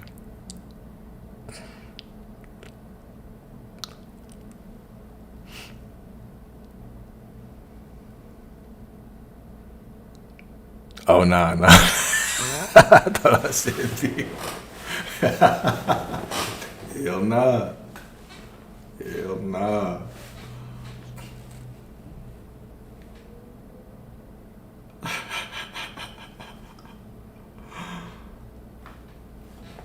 Got you. Good cupcake and ice cream wasted. That's what's up. I should have rolled with it. Well, shoot, man, I wish y'all nothing but many more years. All right. Hope y'all have a great time this weekend, man.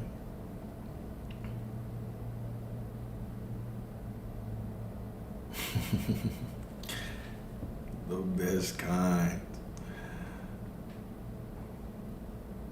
All right, we got another question to answer. We're gonna talk about ice cream. Okay, what is an overrated ice? What's your favorite ice cream and what's an overrated ice cream? I want to get y'all's answers because I really want to see if somebody say what I think y'all gonna say, right? Y'all's favorite ice cream and then what's the ice cream that y'all don't like?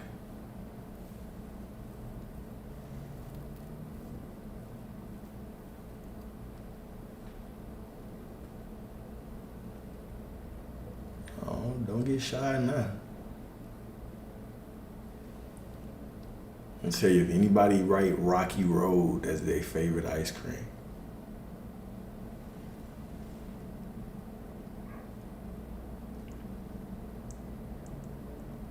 Butter pecan. Ugh.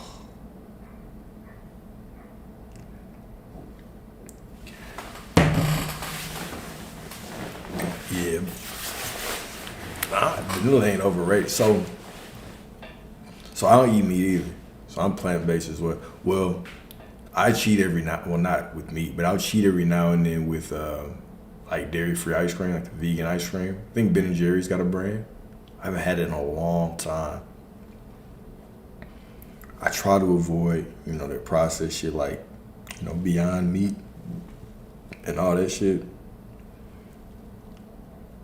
But every once in a while, your boy definitely get some ice cream.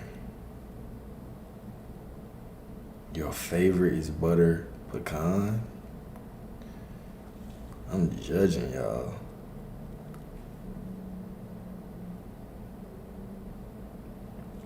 Talenties, what is that? It's like gelato?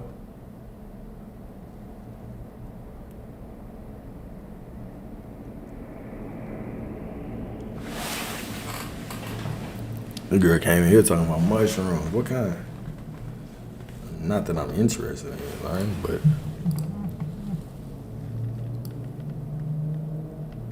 dang, your favorite is Rocky Road. Ah, man. I was trying to start a hate club on Rocky Road.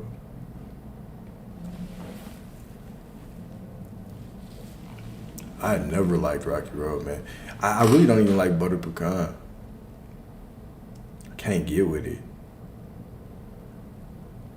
But damn near any other, if it's got caramel in it, I'm down with that. But butter pecan and Rocky Road, I think the Martian is like Martian. Hold up, let's look at it.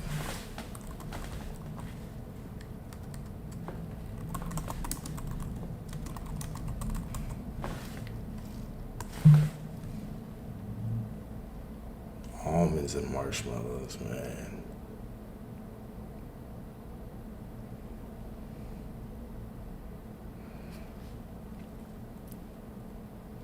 I can't get with it. Shoot, anything with caramel, my favorite, man. Get some caramel flavored ice cream. If it's got caramel in it. But I like varieties. I haven't had ice cream in a long time though. But so cookies and cream. Matter of fact, let's reminisce. Let's take a trip down memory lane. Cookies and cream. Anything with caramel, anything with cheesecake in it, like cheesecake chunks. Right? I do like French vanilla. I do a little French vanilla. What is it, like cake batter? Cake batter ice cream? Ah, good to the motherfucker, man.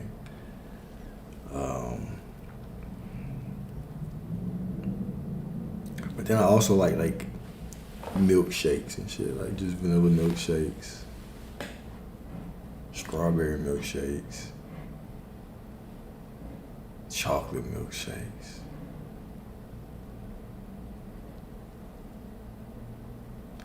Man, we used to make root beer floats when I was younger too. We used to make root beer floats with all kind root beer floats, Coke floats, whatever. Yeah, banana milkshake. Taking that trip down memory lane now, man. Yeah, the root beer floats are undefeated.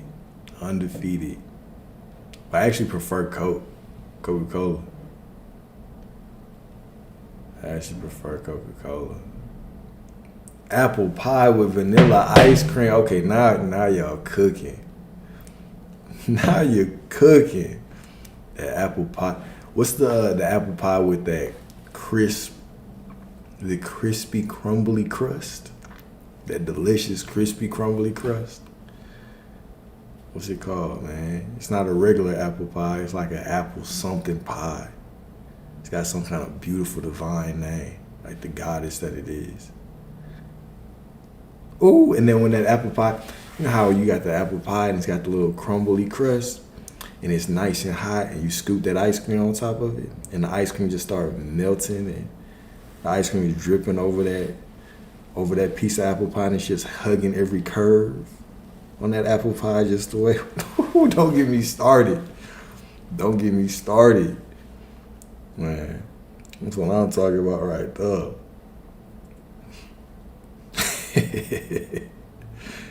It's just hugging and caressing that apple pie and then you just, that fork, you get a little bit of resistance You press that fork through that ice cream because it's cold, and then it just slides through. It just lets you in, right? You gotta ease into it. Right? Man, can't get enough of it. Can't get enough of it.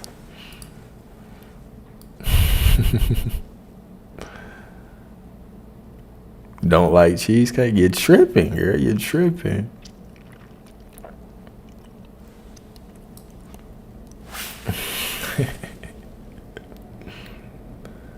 Sweet potato pie, red velvet cake. Let's tell you what I do miss the most since going plant based. Well, I can't. I don't miss meat. I miss snacks, right?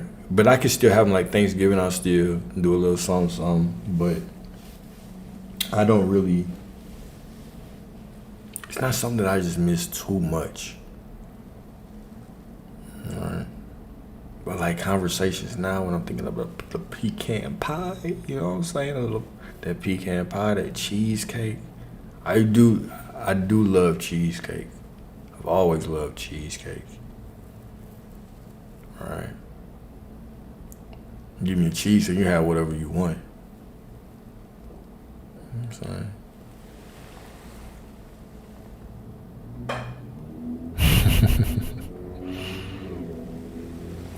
Sparkling water is good for you though, man. That nice spicy water, that sparkling water make you feel classy. You deserve to feel classy. You deserve sparkling water.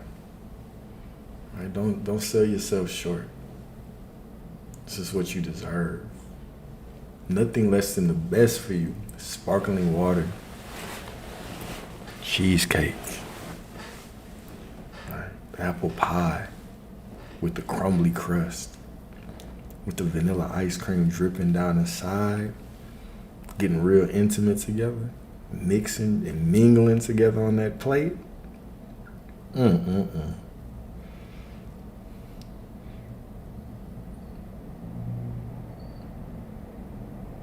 Red velvet turtle cheesecake. Man, I used to go to Cheesecake Factory and just try different cheesecakes back in my young gluttonous days.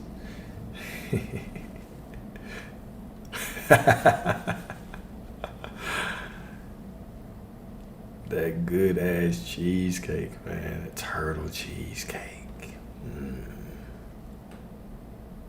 Oysters. You're a freaky.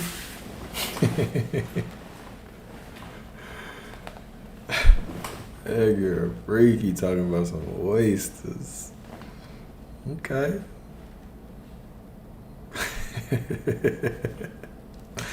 It's Friday night, man. Hey, don't die. I'm not one to judge. I am not one to judge. Yo, I'll tell you what I do miss though, tacos. Right? Like some street tacos. Some authentic street tacos, man.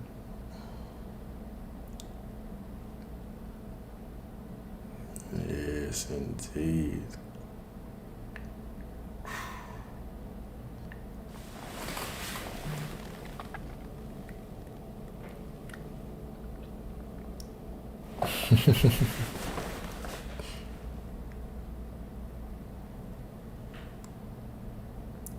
Curry, yeah.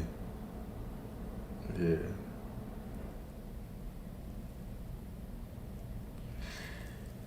You know, the truth is, I've never had a food that I did not like. Never. When I was even younger, the one food that I did not like for a long time was eggplant. It was the one food I didn't like. However, this is how I am. This is how I am with food. I cooked the eggplant in as many different ways as possible until I figured out how I liked it. Right? I tried it fried. I tried it baked. I tried it boiled. I tried all kinds of different ways. It wasn't until I actually made like a baked eggplant parmesan that I liked it. It was like ever since then, all of a sudden, boom, I liked it. I was like, okay, this is cool. But for a long time, I'm talking about for years, I did not like Eggplant. One of the more tougher parts of transitioning when I truly went fully plant-based was cooking. Because I cook a lot. Cook all the time. Right? I cook, as much as possible, really. Cook Nigerian food, cook regular food. But I used to look forward to like nights like this, like Friday night back in the day, right? I just cook stuff. I'll go to the grocery store, get what I want, and I literally just cook on a Friday, right? And invite somebody that had no business being with over, right? Enjoy Friday night. Or just do it by myself. Right? But, now, with being plant-based, you have to find creative ways to cook, right? So, like, when I want tacos, like, I'll show you, like, I used to use walnuts to create meat. So I would grind up walnuts and then grind up some mushrooms and blend them together and kind of saute them, then season them how, like the meat I like. Yeah, jackfruit as well, right? But now I use cashews mainly because I like cashews. I like the texture, I like the taste. So I use cashews and like some kind of mushroom, like a shiitake mushroom or portobello. Chop those up into the consistency I like, and I'll keep them in jars like in my fridge. And then based on what I want, I'll cook them a certain way. So like if you want something that tastes like a burger, right, you could just make it like a burger patty, season it, you blend it down extremely thin like ground beef, right, almost like to a damn near mushy consistency, and then you cook it until it forms like a burger and you eat it that way. Or if you wanted ground beef, right, you chop it up less finely, season it like ground beef, and eat it that way. So you find more creative ways to cook. But I do take the opportunity to cook other things, like Thanksgiving I cook. Like, even if I don't eat all of it, I'll still cook. Like, I'll cook whatever we're eating Thanksgiving for the fam, just because I enjoy it.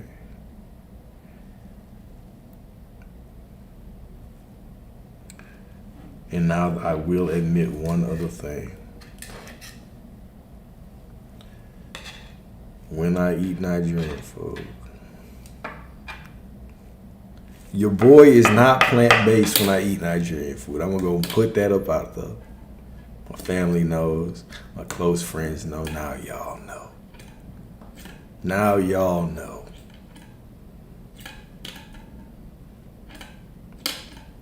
Yeah, jackfruit is okay. All right, that wow was unnecessary. Yeah, you only needed to put one W at the end. You didn't have to put 3. It was unnecessary.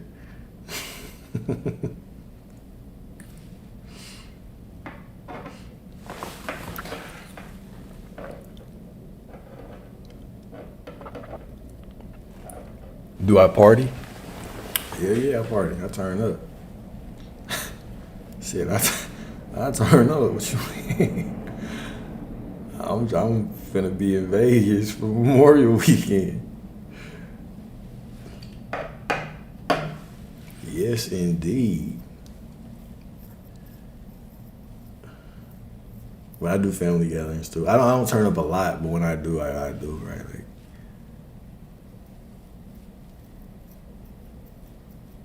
I'm a Scorpio. Don't start judging. Don't do it. I can feel your thumbs just typing away. Slow them down. Slow down in the judgment. Is African food the same as Nigerian food? Nah. I mean, it could be, right? Like, we eat fufu, otara. Right, so pounded yam, like the dough that you eat with the different stews. So there are stews that cross cultures, right? But we have specific things that we eat, specific stews.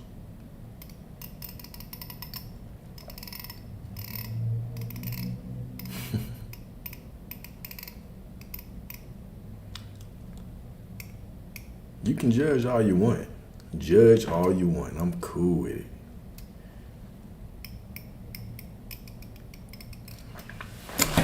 But yeah, man. But I haven't turned up. Very much recently. The last time I was out was actually.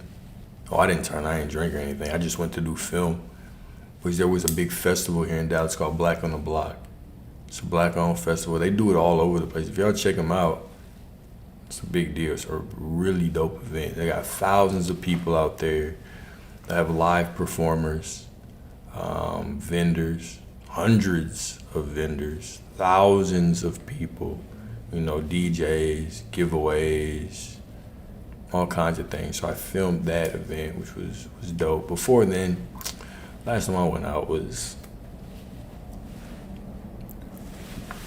because I used to do videos for event or clubs, and that's how I went out. That's when I considered going out, was when I did videos for clubs. But I stopped doing that because energetically, just, you get to the point where you don't want to do that shit anymore.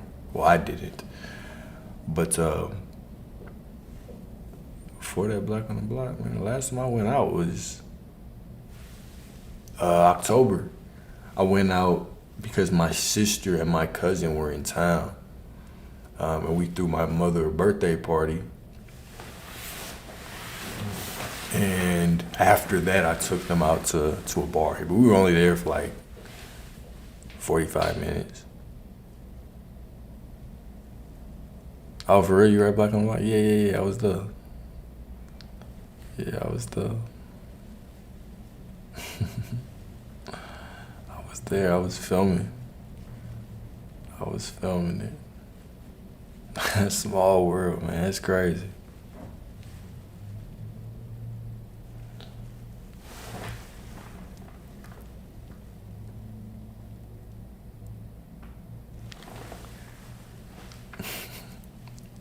But yeah, the world is very small. But I've been to Black on the Block like the last, three times?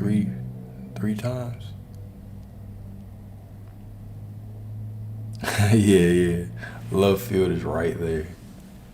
Right there.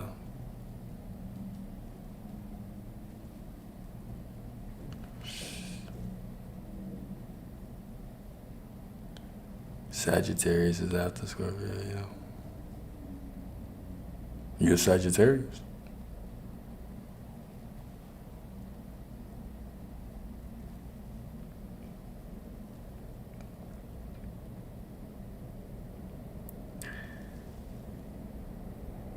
Man, since I've been, I think this year is the most open that I've been with my energy. All right, speaking of airplanes, just a random ass story. I was in Atlanta a couple weeks ago doing some work, and man, I have been basically saying different affirmations to kind of open myself up energetically to different things, different experiences. But everywhere I went, I just had the best conversations with people. I always have good conversations with people, but they're typically, in environments, right? Like, you meet a woman out at the bar at a restaurant or something, you have a conversation. I was having conversations with random people who just came up and were sitting by me in the airport. And then I had a deep conversation with this girl on the plane all the way to Atlanta. We talked about a whole bunch of shit. It was like a damn therapy session with her. All right. And then on the way back, I talked to another woman all the way back. Or just random people just came and sat by me and just started talking. Hey, what's your name? But this is something, I'm only saying it because it's something that I wouldn't have been open to like a year ago. Right? Even doing YouTube and doing TikToks and all this, right? It's I've always been very open with giving information to people close to me. But, this feels very purposeful, right? But October. October. My moon sign, I had no idea. I used to know and I completely forgot. I think that's a good question. Good question. You should know my full human design. I honestly can't even remember it. At one point, I got very deep in astrology.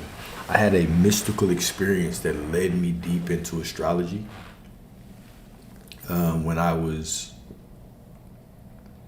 I saw the universe being created, and I saw how purposeful things were. It was so purposeful where everything was placed that I didn't want to be in the experience anymore. It was just too much thought. It was beyond I couldn't comprehend it, right? The thing about, these downloads and experiences, one thing that I realized today is for people who don't have a lot of downloads, it's hard to explain because it's not like downloads come to me in the English language. It's not like an entity tells you in the English language these things, right? You have feelings and emotions and experiences and sights, right? And they're still all filtered through your human vessel. This is actually a very interesting point. When you are listening to anyone who channels information, when you're listening to anybody even like an Abraham Hicks or a Bashar, right?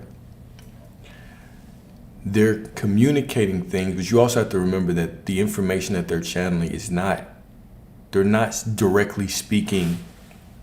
So when I say certain things, certain information that I know, right? The information is placed in you, but it's placed on you based on your experiences. So I've had different human experiences, just like the channeler for Bashar, the channeler for Abraham Hicks. They've had specific human experiences that allow them to relate to the world in a certain way. So when they get information, it's filtered through their human experiences. So they can only communicate it through the lens of what they know. It's not that they're saying things in different perspectives that they don't understand. You use your grasp of the English language and your creativity based on your experiences and what you know to communicate information that is beyond language. So there's this bit of translation and there's a bit of grace and how do you say it? Even beyond grace, there is the amount of questioning that you have to do with anything. Like even if when you hear me say things and I'm like, I just know this shit. I just know it, right? You still have to take things through the filter of your perspective and say, okay, does this truth resonate with me? It's just like stories in the Bible, right? When the Most High shows up to people and they're like, oh, the Most High showed up to Job in a storm. Or showed up to Moses in a burning bush. You're like, what the fuck does that mean, right? Just really imagine that. We assume that God's speaking this human language. We assume that when you communicate with these entities, when you get these downloads, it's this human language being conveyed where I can just copy and paste it out in the world. But most of the time, that's not how downloads are. They're very specific. It's literally information. Even when I remember certain things about past lives, it's not that I remember exactly what happened per se, or the conversation per se. It is more so I remember the emotion, and the emotion is tied to information. And that information, because you have all these past lives, you're not speaking English in all of them. Right? You're speaking some different dialect. It might not even be an earthly dialect. Right? It might not even be a dialect. It might be straight telekinesis, straight telepathic connection. Right? So, right, exactly. You might not remember what you said, but you'll never forget how you make me feel, right? So there's a lot of information is stored in feelings and it's stored in your body. That's why even when I talk about life being multidimensional, one thing that I constantly talk about is how your body can store emotions. You can be in a traumatic situation and all of a sudden your body stores the memory of that. Right, now imagine that memory being passed on from life to life. Right, so you have to be in tune enough with your body. This is why you want to do a lot of work, because when you clear out your vessel and you do work to become more conscious of what things in your vessel means, this opens you up to more downloads, right? It'll be very difficult for you to take higher information if your body's full of garbage, right? If you're not doing a lot of work to keep yourself on a higher frequency, right? You have to meet the information higher. It's difficult to meet the information on a low frequency. It might be unclear. That's why you can't even truly remember dreams if you're just eating like crap, right? If you're depleted sexually, sometimes you have to build your vessel up even so you can reconnect to your dreams, right? So you start eating cleaner. You start cleaning up your diet, eating less meat, less processed food. All of a sudden your dreams get more vivid. You can remember them more. You're tapping in more. Right, then you start cleaning up your sexual energy. You start tapping in more. Right, so all of these things help. Everything is related. Nothing works in isolation. Right, the more work you do on yourself, the more you allow work to be done on you. Right.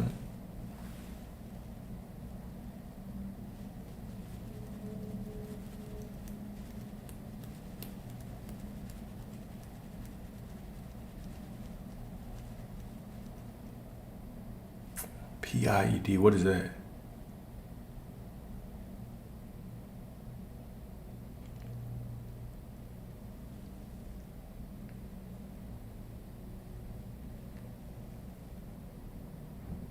Haven't dreamed in months, girl.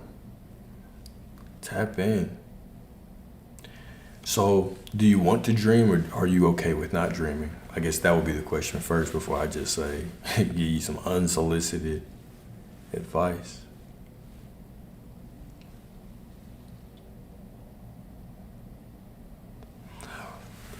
I didn't know that people didn't experience certain entity. I didn't know that people didn't have real invisible friends until later in my life. I thought it was normal to see a lot of things until later in my life. Right, but yeah, in dreams, I have multiple dreams every night. I have dreams within dreams.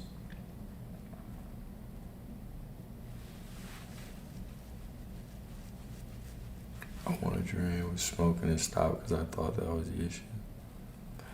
So if you want to dream, then getting back into your dreams is going to be a holistic thing, right? It is going to be in alignment with lots of stuff. So your diet plays a role. Of course, substances play a role. But there's also substances that you can use to help you get back to the dream state. So two of the things that I recommend, y'all not on the, anyways, if y'all on YouTube, I'll show you these. So two of the things that I recommend is number one, Shilajit, Shilajit,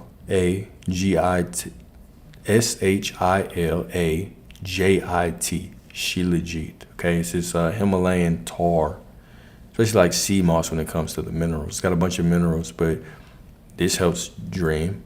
Yep, Shilajit. And then the next one, if you really want to turn up, Ormus. This specific one, Ormus, Ormus, Ormus. What it is gold. So in ancient times, right, you can say pharaohs, but basically, yeah, let's just say pharaohs. So back in the day, pharaohs, they used to consume gold because what it does is it actually speeds up the transmission of information between your neurons. So this actually makes you smarter. Right, a lot of people say, when I got on Ormus, all of a sudden I can manifest more and do all those things. Sure, it has benefits like that as well.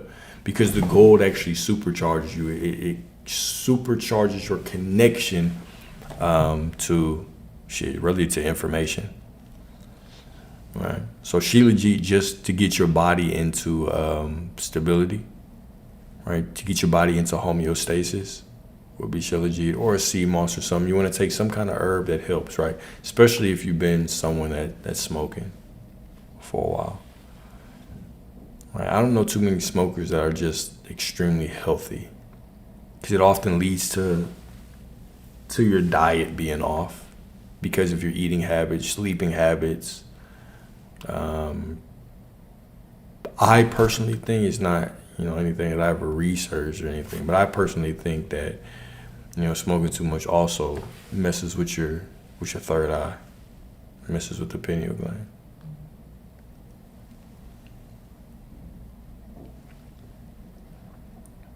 Yeah, Blue Lotus too, for sure.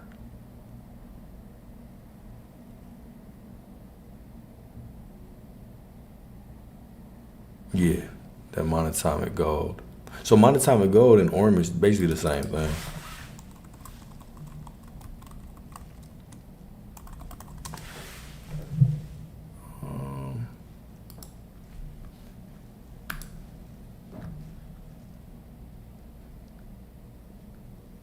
Monatomic gold. Yeah, orm is monatomic gold.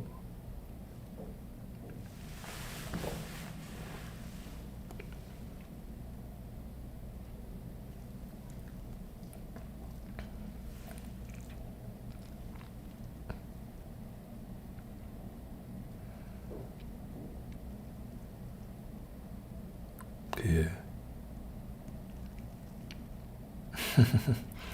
You want to say without going on a dream adventure? I don't. Fuck that. You talking about just close your eyes and open them and you awake? I don't want that shit. I want to close my eyes and go to somewhere else and experience shit. I want to wake up and be like, damn, was that real or not? And then I want to get up and be confused for a little bit. That's how I like to experience life. I need to utilize all of my moments in this lifetime. I don't want black holes where I just close my eyes and I open them and 8 hours has passed. Fuck that. I need the experiences.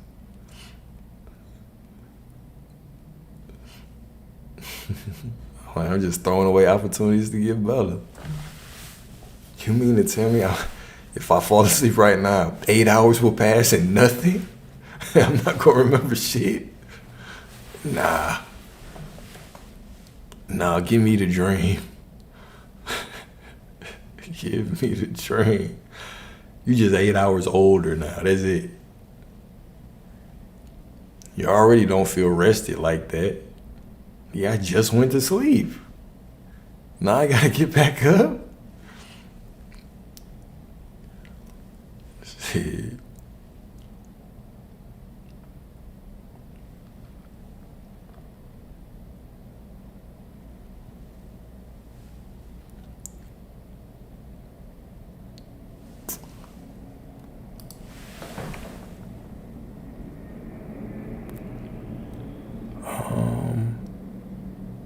Strawberry's way up. I've heard of them.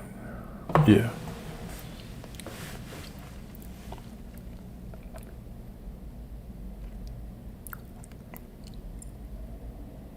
Yeah. Go on to report black on that Blue Lotus, girl. Go on to report black on that. But how do you dream? I mean, many ways, right? So when I really think about getting back to dreaming, because dreaming is just a birthright of yours. You deserve to be dreaming, right? It's gonna be a holistic approach, right? And some things impact people in different ways. Some people are impacted by certain things more than others, right? There's some people that don't give a damn about their diet. They can drink, they can still dream every night, right? Some people can't. So personally, I believe that getting back to your dream state is going to be dependent on having an active pineal gland, an active third eye, an active imagination, right? An active ability to actually turn inwards and create images. But then also presence and consciousness enough to, when you go to sleep, can you pull back those memories into your waking reality? So first thing you focus on is, okay, what are things that would potentially calcify my pineal gland? All right, so the easiest thing to do is, switch your water. You're going to drink water, right? So go spring water, go alkaline water.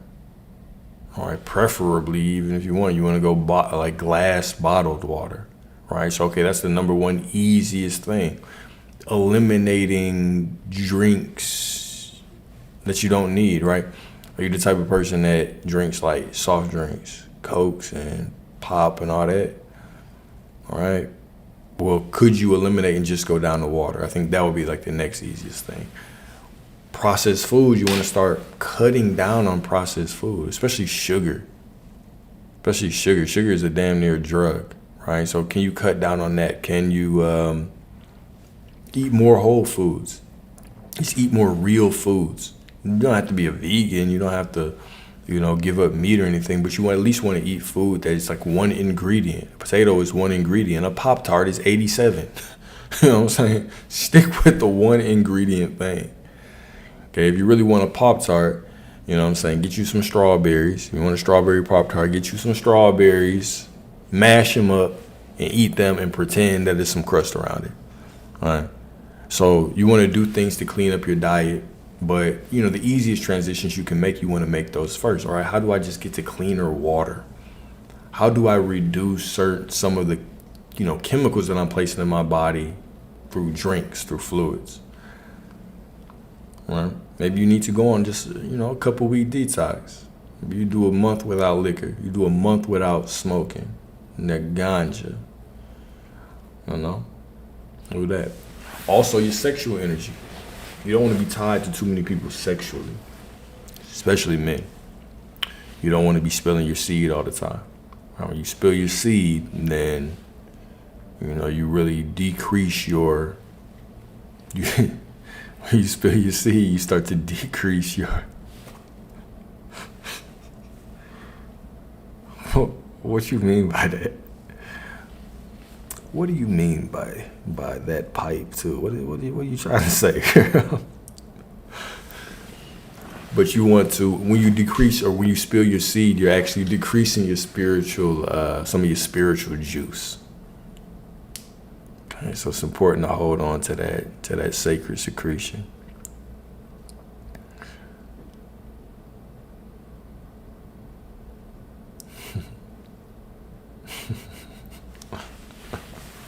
I got you. I got you, man. I think the first thing you should focus on is diet. Water, drinks, then diet. Try to get your diet as clean as possible. Yeah, the mono diet for a week is cool. You just eat one thing. All right, for 1 week, just eat watermelon. Just eat a fruit. Just eat a certain... if I'm doing mono, I would stick to a fruit. All right. And what that will do, right, especially if you pick a good fruit, like a watermelon, a very hydrating fruit, it's going to hydrate your body. It's going to start to eliminate all the bullshit in your body. You're going to shit like crazy. Matter of fact, go a seeded watermelon and seeded dragon fruit diet. That dragon fruit going to get everything about you. It's going to hydrate you. It's going to have you eliminate all the bullshit that's in you. Same with the watermelon. All right. Same with the watermelon, right? Oh, and that's a good one too, right? Watch how closely to your sleep you are eating. So one of the things about, when you eat fruits and vegetables and different things is that different things have different digestive times, right? So fruits and vegetables, I think fruits take maybe 2-3 hours to digest. Vegetables, I know it's less than 6 hours. But anytime you step into meats, breads, typically these are things that take over 10. So if your body, what one of the things that your body does when you're sleeping is that when your body sleeps, your soul is actually liberated from your body. Right? So your soul energetically can leave your body, it can go play on different planes of existence, the astral plane, wherever, right? It can do whatever you want. However, if you eat too closely to when you're going to sleep, your body spends a lot of energy breaking down food. And so when it is breaking down this food, it's more difficult for your soul to liberate because that energy is being utilized in different processes. All right, so that's a great one, right? Watch how closely to your bedtime you're eating. All right. Don't just eat and lay down and go to sleep. Typically, that's a sign, right? If you're eating food and it's immediately making you sleepy anyway, that might not be the food or the portion size that you need. You want to think about how your ancestors were tapped in. They had all this information, all this divinity because they knew what to do, right? And imagine you being the one that you just eat this big meal and all of a sudden your village is attacked by a cougar. And your sleepy ass gets eaten and now you can't pass on your genetics. All right, so you still want to be in a cool state, like a state of, you don't want to eat to pass out. So unhealthy habits. All right, so if you can just cut back on that, right? Cut back on your portion size. Shift your in mealtime. Maybe don't eat after 5 p.m. All right? Don't eat after 5 p.m. and then work out before you actually go to sleep. All right. Let's see if that doesn't help your dream. As well as, doing the other changes in your diet and changes in your water. Drink more water. Right? Don't stare at your screen right before sleep. All right. You ain't doing nothing but sending them nasty text messages that dude you're not even supposed to be talking to anyway. You said you were going to cut him off 3 weeks ago. And before then, you were going to cut him off 2 months ago. But you up smiling at your phone. And now you can't dream.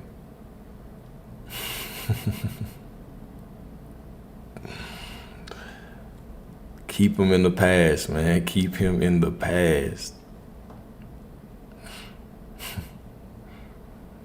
The moment that you decide you want to get your life right, here comes the test. Here comes the test. Long Lumber Larry comes in that text message to tempt you. What you gonna do? I gotta answer it. I can't be rude. I can't just ignore him. That would be mean. Girl, shut the hell up. Girl, shut up and ignore that man.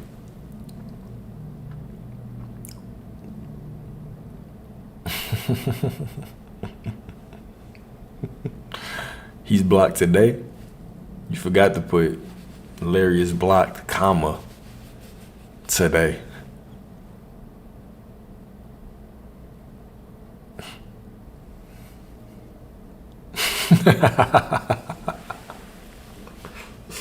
I just felt his energy.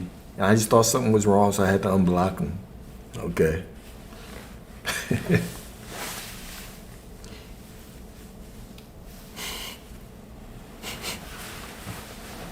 Did Larry get left in 2024? Are you sure about that?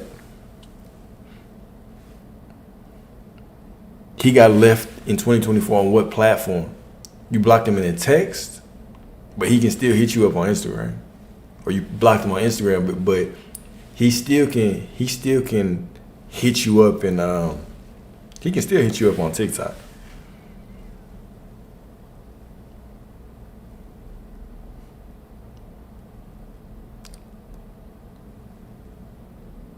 Larry, you block Larry, but you left a little path where, if he really wants it, if it's meant to be, he'll stay blocked. But on that rainy night, she sure will send that email, man.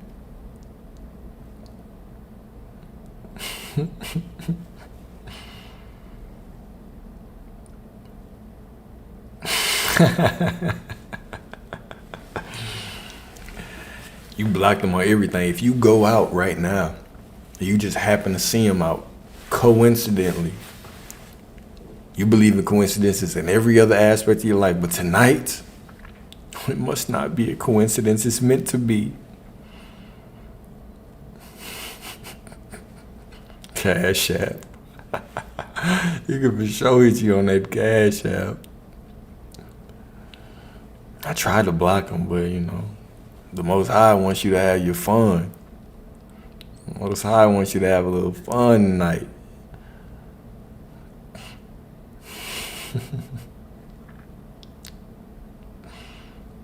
You changed your number, but did you change your Instagram? Did you change your Facebook? Did you change your MySpace? Man, I'm finna hit you on that MySpace. You over there opening that MySpace. You ain't opened MySpace in 10 years, but you trying to check. Let me see if Larry over here.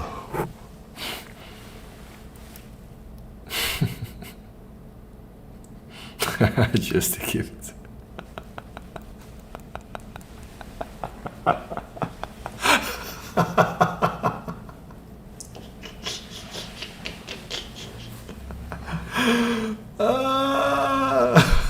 Christian Mingle. Y'all still got profiles on ChristianMingle.com together. Christian Mingle together.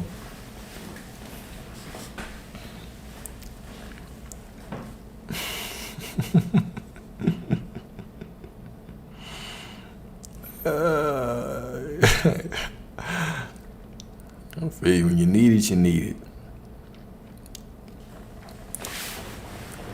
That shit funny, man. Y'all are funny.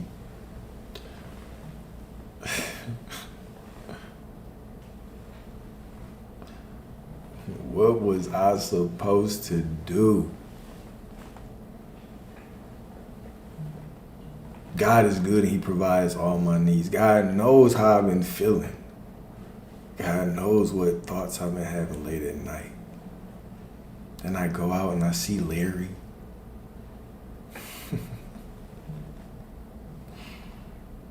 Knew I blocked him,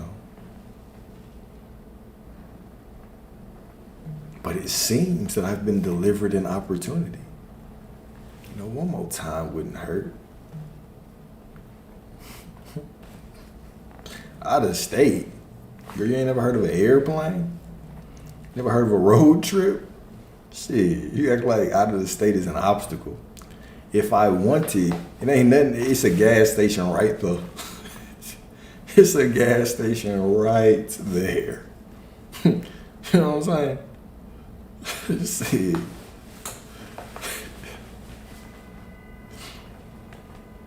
Ain't nothing stopping nobody. You take that, you hop on a little Spirit flight for $49.99 with nothing but a backpack and 2 condoms.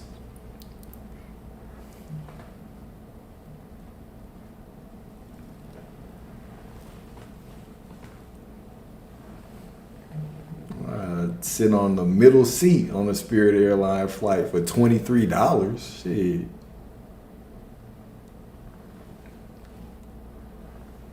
Girl, I'm on the way to you tonight. You miss me? I miss you too. I'm on the way. Matter of fact, I got a couple Spirit points from back in the day. I get me a free flight. Pay $13. I'm on the way.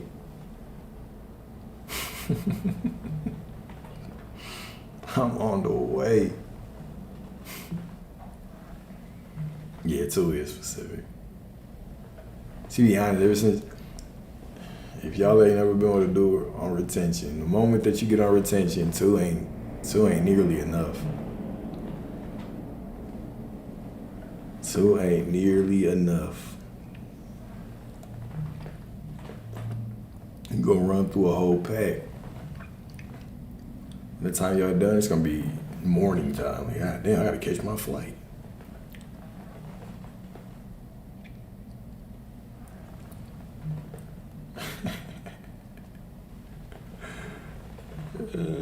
Two is specific as hell. Nah, that's cool, man. I see nothing but strength in you. I see nothing but strength in you, man. Nothing but strength and determination. You gonna make it through this. And you're gonna be rewarded on the other side with something much better. Somebody much more divine, much more aligned, much more fine, right? Just the way you like him. You're gonna do all the things that you like, the things that you can't even talk about.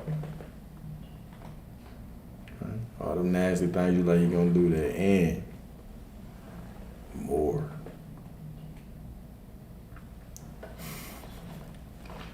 Y'all all living the same life through different perspectives, huh? Y'all all going through the same shit. No wonder y'all trying to manifest shit. No wonder y'all here. Y'all finna get something better, man.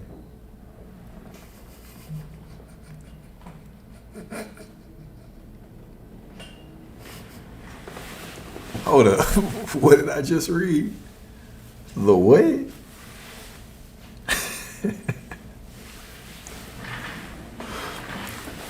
The what? I must be misreading that. That can't mean what I think it means.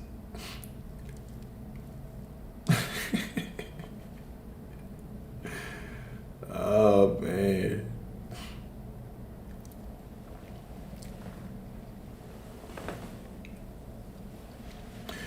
But you have to go through different seasons in life, right? I actually commend you, especially, women that can sit by themselves and they can kind of deny, when y'all can deny the flesh for an extended period of time. I find that very admirable. I mean, most men do. All right, because it's not easy, right? I could just imagine the life of a woman, you just go outside and men are just throwing themselves at you. You open your DMs and it can be very easy to fall into, that old pattern. And when you're not trying to be in that old pattern again, right, you have a choice to make. Do I want to fall back to, situations that I'm trying to transcend? Or do I want to stand in my highest truth and hold out for what is in alignment with me, right? And especially when it comes to sexuality, I'm about to be a little bit biased in what I say, but especially when it comes to sexuality, I don't think most women really embrace delayed gratification when it comes to relationship with men.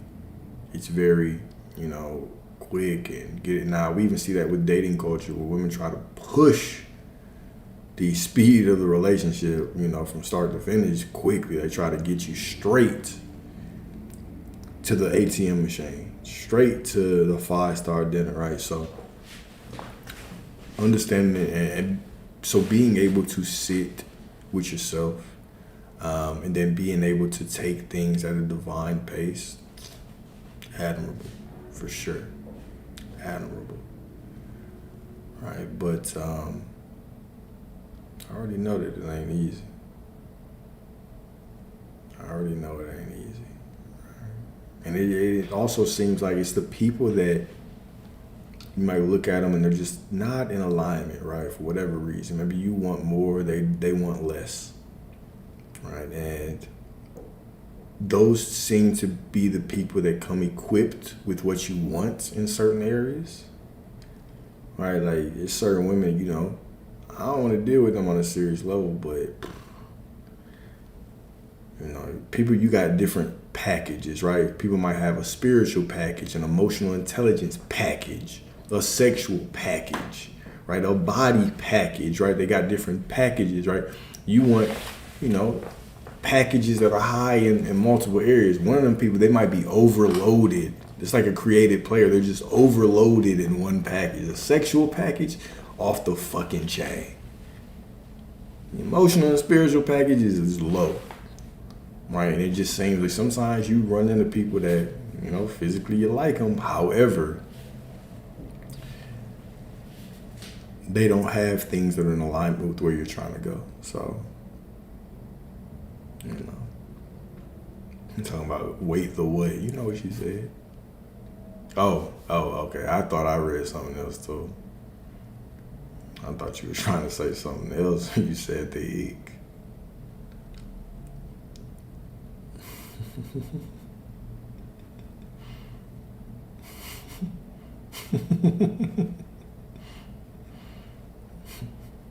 I girl said boy. Yeah, I didn't said boy. Boy is wild. I ain't been referred to as a boy in years. You know, I left childish things behind a long time ago. Teach your ass. Shit, class over. Yeah, I'm just talking now. Shit. But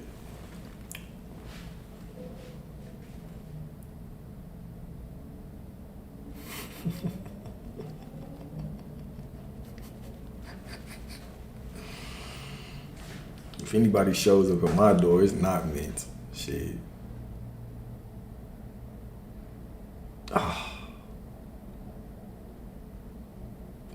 That's not a story time for today.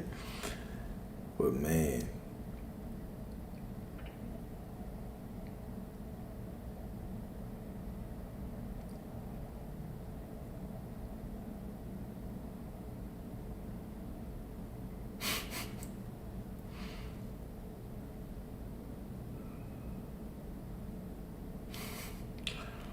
I don't like crazy, man. I've been with some women that I would, and I don't toss around that term very lightly, but I have been with some women that have been alarmingly off, put it like that. But earlier in my life, right, I could see why, because I was playing the game the wrong way. Right, so I was, because they had the package. They had the sex package. The sex package was good, right? But it wasn't somebody that I saw.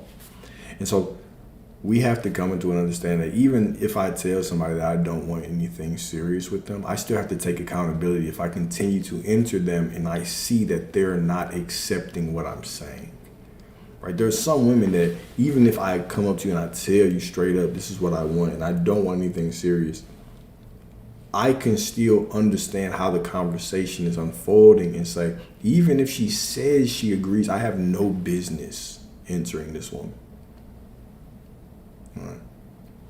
So, like, transcending just hearing, oh, I'm cool with it, and, well, you said it, right? Transcending that, shit, that was a big step. But, you know, staying with women sexually for too long, that was a big step as well. Like, even if I just want, so the rule that I came up with when I was younger, when I was dealing with a lot of women was, we descended into these worldly topics, right? One of the rules that I came up with, I would only sleep with a woman twice. Unless I saw something serious with her.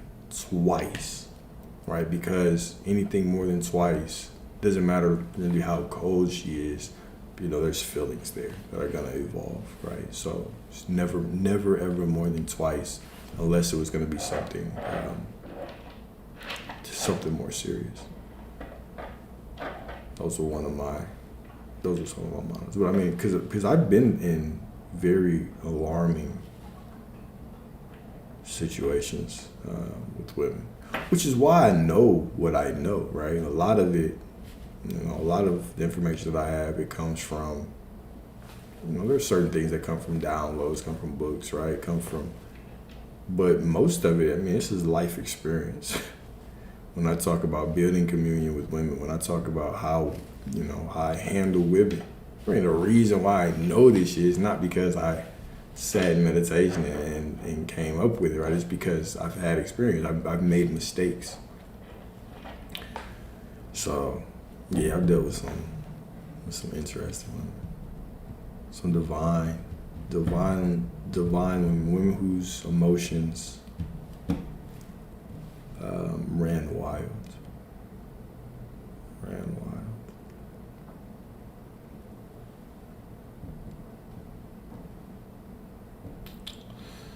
Yeah, man, crashing out is wild.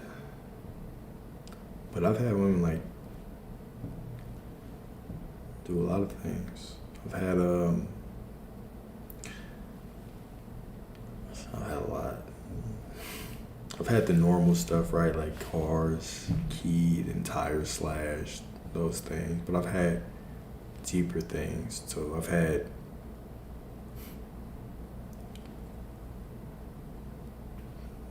interest. I've had a woman throw hot water on me, like not boiling, like off of the stove hot, but like it was hot. Like you could tell she was. It might have been on the stove. It wasn't hot. It wasn't hot like out the faucet, but it wasn't hot like it was boiling. She threw it on me.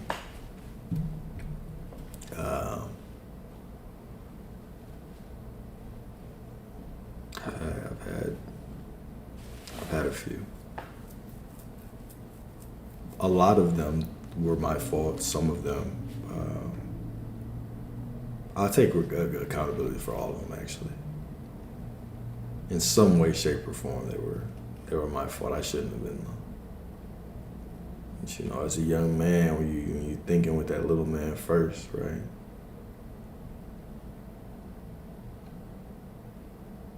Yeah, I was definitely wild. I have had women chase me with a baseball bat. I've had women try to push me downstairs and try to hit me with a car. Like burn my stuff, bleach my stuff.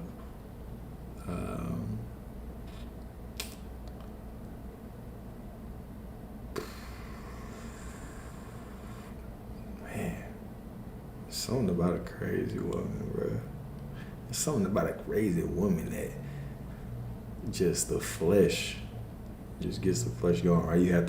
But you really have to work to get through those things, to get over those things. And all of these things happen not even in a long period of time because, I had these stints and then I was with, my ex for a while and then she passed.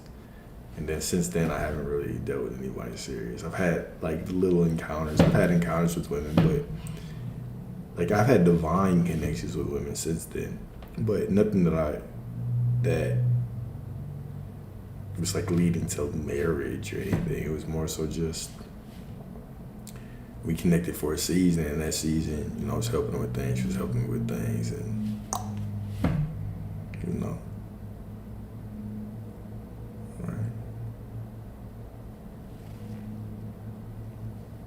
But yeah, I've had my fair share.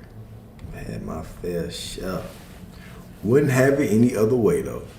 I ain't pressing no charges. I did have a situation where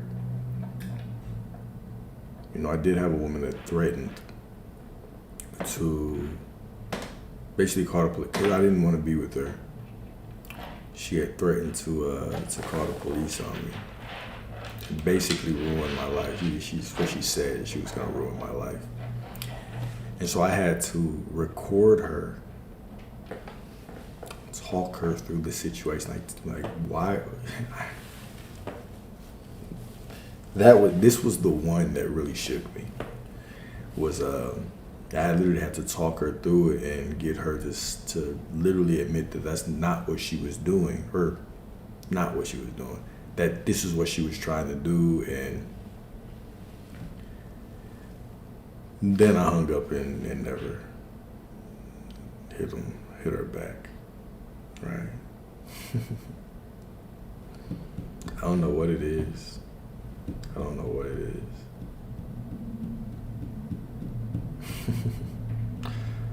I do not know what it is.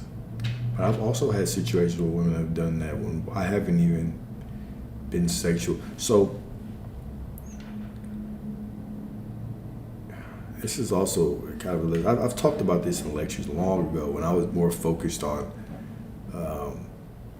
helping men, specifically with women. I talked about this, but that you don't have to physically enter a woman to penetrate her. Right? Like, I mean, that's the ism, right? Like, that's gang. That's pimping, right? You don't have to.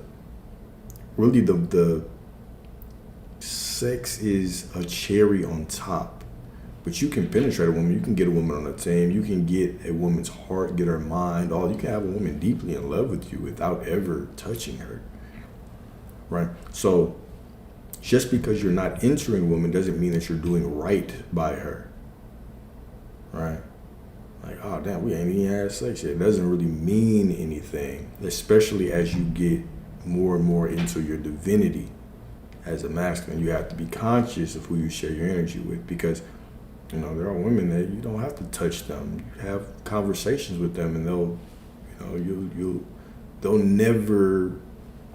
It'll be very hard for them to replace being seen by you, right? So you have to be careful of how you handle conversations, how deep you dive quick, and especially like now, right? So what I've noticed, recently is I'll allow a woman to allow me to get as deep as she desires. Right? I don't truly lead conversations that much until I really understand what the situation is. Because you never know if she's trying to work it out with somebody else or whatever's going on. You don't want to create complex situations. So you need to be very mindful of how you introduce energy, right? Because energy can be felt.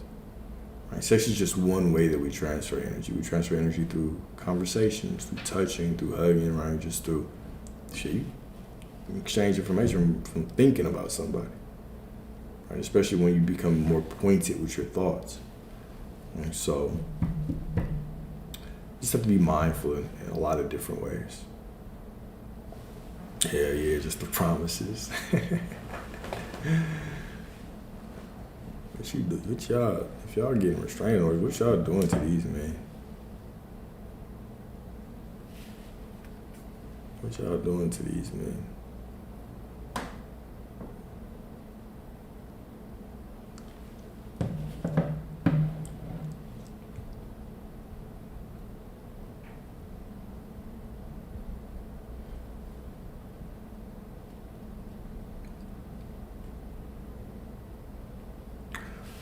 Yeah, that breaking up a stage, that's also true too, right? You can, especially, so as a man, let me say this from a male perspective.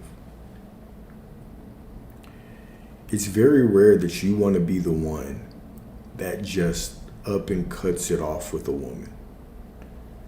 You want her to cut it off for multiple reasons.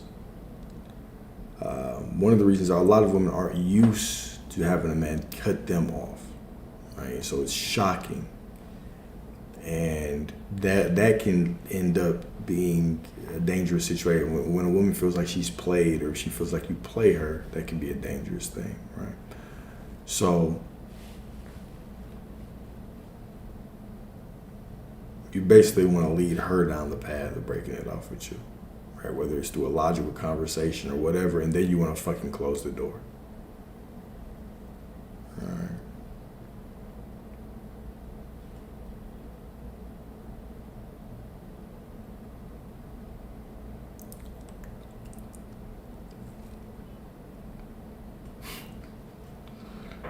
Don't. All right. I feel like I haven't acted as crazy as I should have in certain situations, and you're gonna agree with it. Why What you mean? Y'all shouldn't have acted. Or y'all, y'all, what are y'all talking about? No, you acted fine. Both of y'all acted fine. Shit. Y'all acted fine. And now the crazy women are not winning. That's not true at all. How so? Please enlighten me. How are the crazy women winning?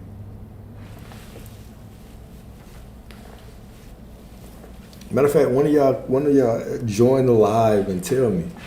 Join the live and explain to me your flawed logic on how crazy women are winning.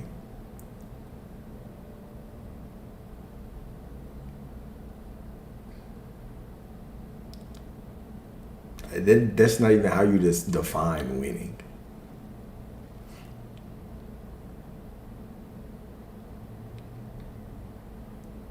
The crazy, what you mean? Can I repeat? I'm just reading. It says the crazy women be winning.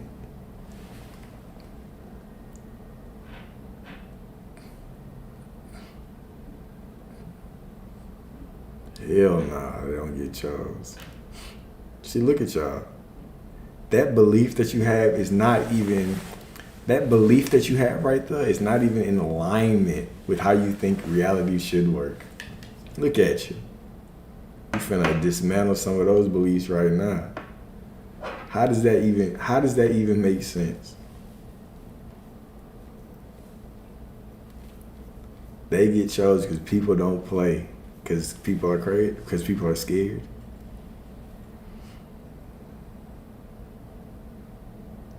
Oh, true. It does not make any sense. See, now y'all out here just talking.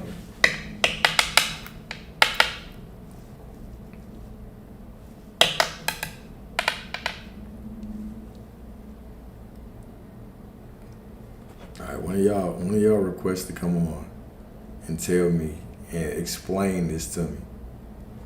Explain this to me. Let's have this conversation. Y'all ain't doing shit.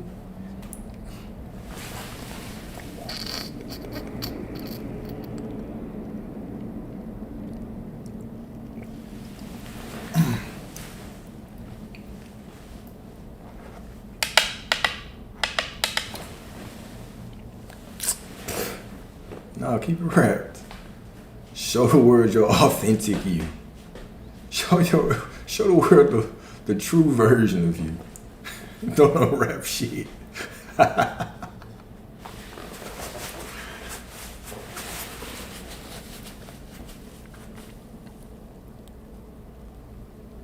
Good night, man. So she gotta unwrap her hell.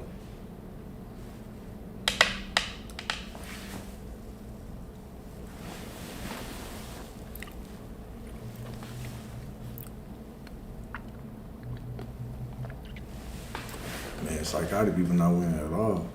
In any way.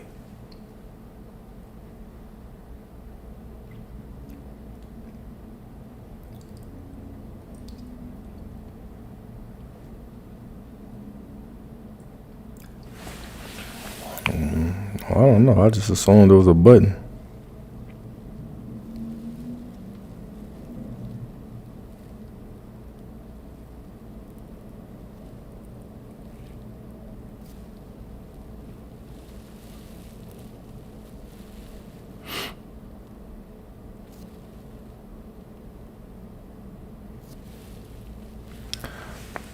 Let's see if I can figure it out.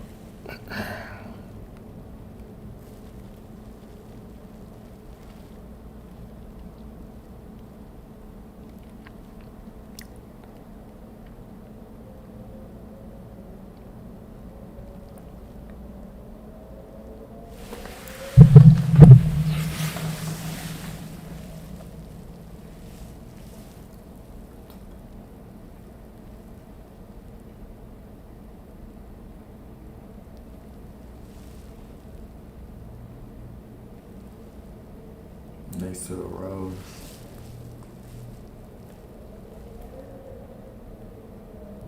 Do I have to do it? I don't see a roll.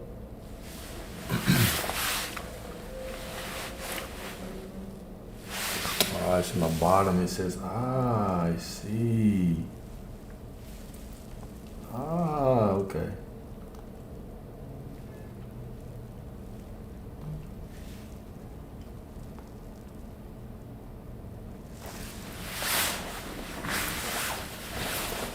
You got a little screen. Hello? Sorry, what's up? Don't interrupt my hairs. Can you hear me? How do I make you big? Oh, here we go. Oh, shit.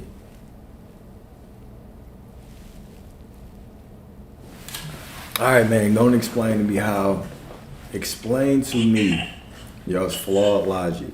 Let's talk about this. It's not flawed. I feel like the conversations I done had with plenty of men, they will talk about certain type of women or toxic women or how women crash out, and then they'll turn around and be with those same types of women. So it's like you really want that. Like you want someone who you feel like is crashing out about you because you feel like they want you more or something. I don't know. Okay, that actually does kind of make sense. I'll I tell feel you. like when you chill, they don't take that like, oh well, you don't really seem like you care.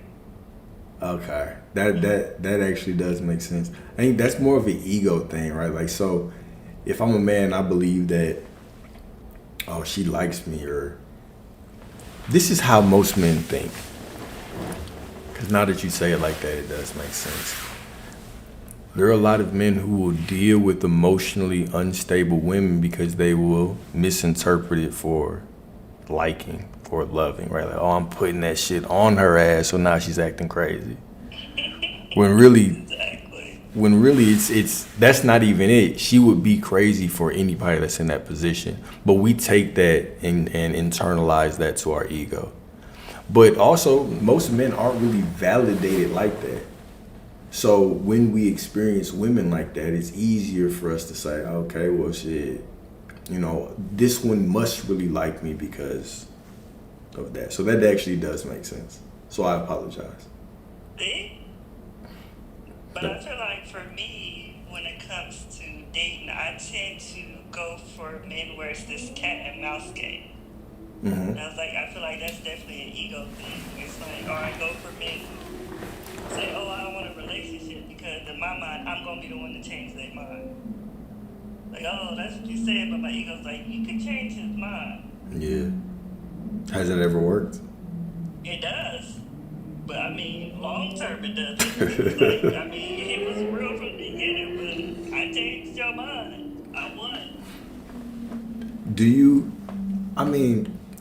All right, so why does it not work out? After they change their mind, then why does it not work out? Is it a common thing? I want to say it's definitely a common thing, but I can't really say why the other ones didn't work. The last one, we ended up getting married, but shit, we got divorced, so obviously it didn't work forever.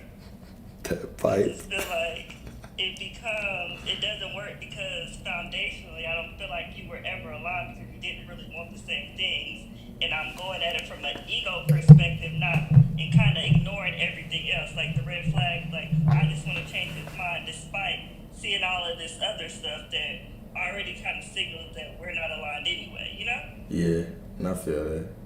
I think the cat and mouse game is interesting. I think, so women struggle with that the same way that men struggle with thinking that crazy women are their type.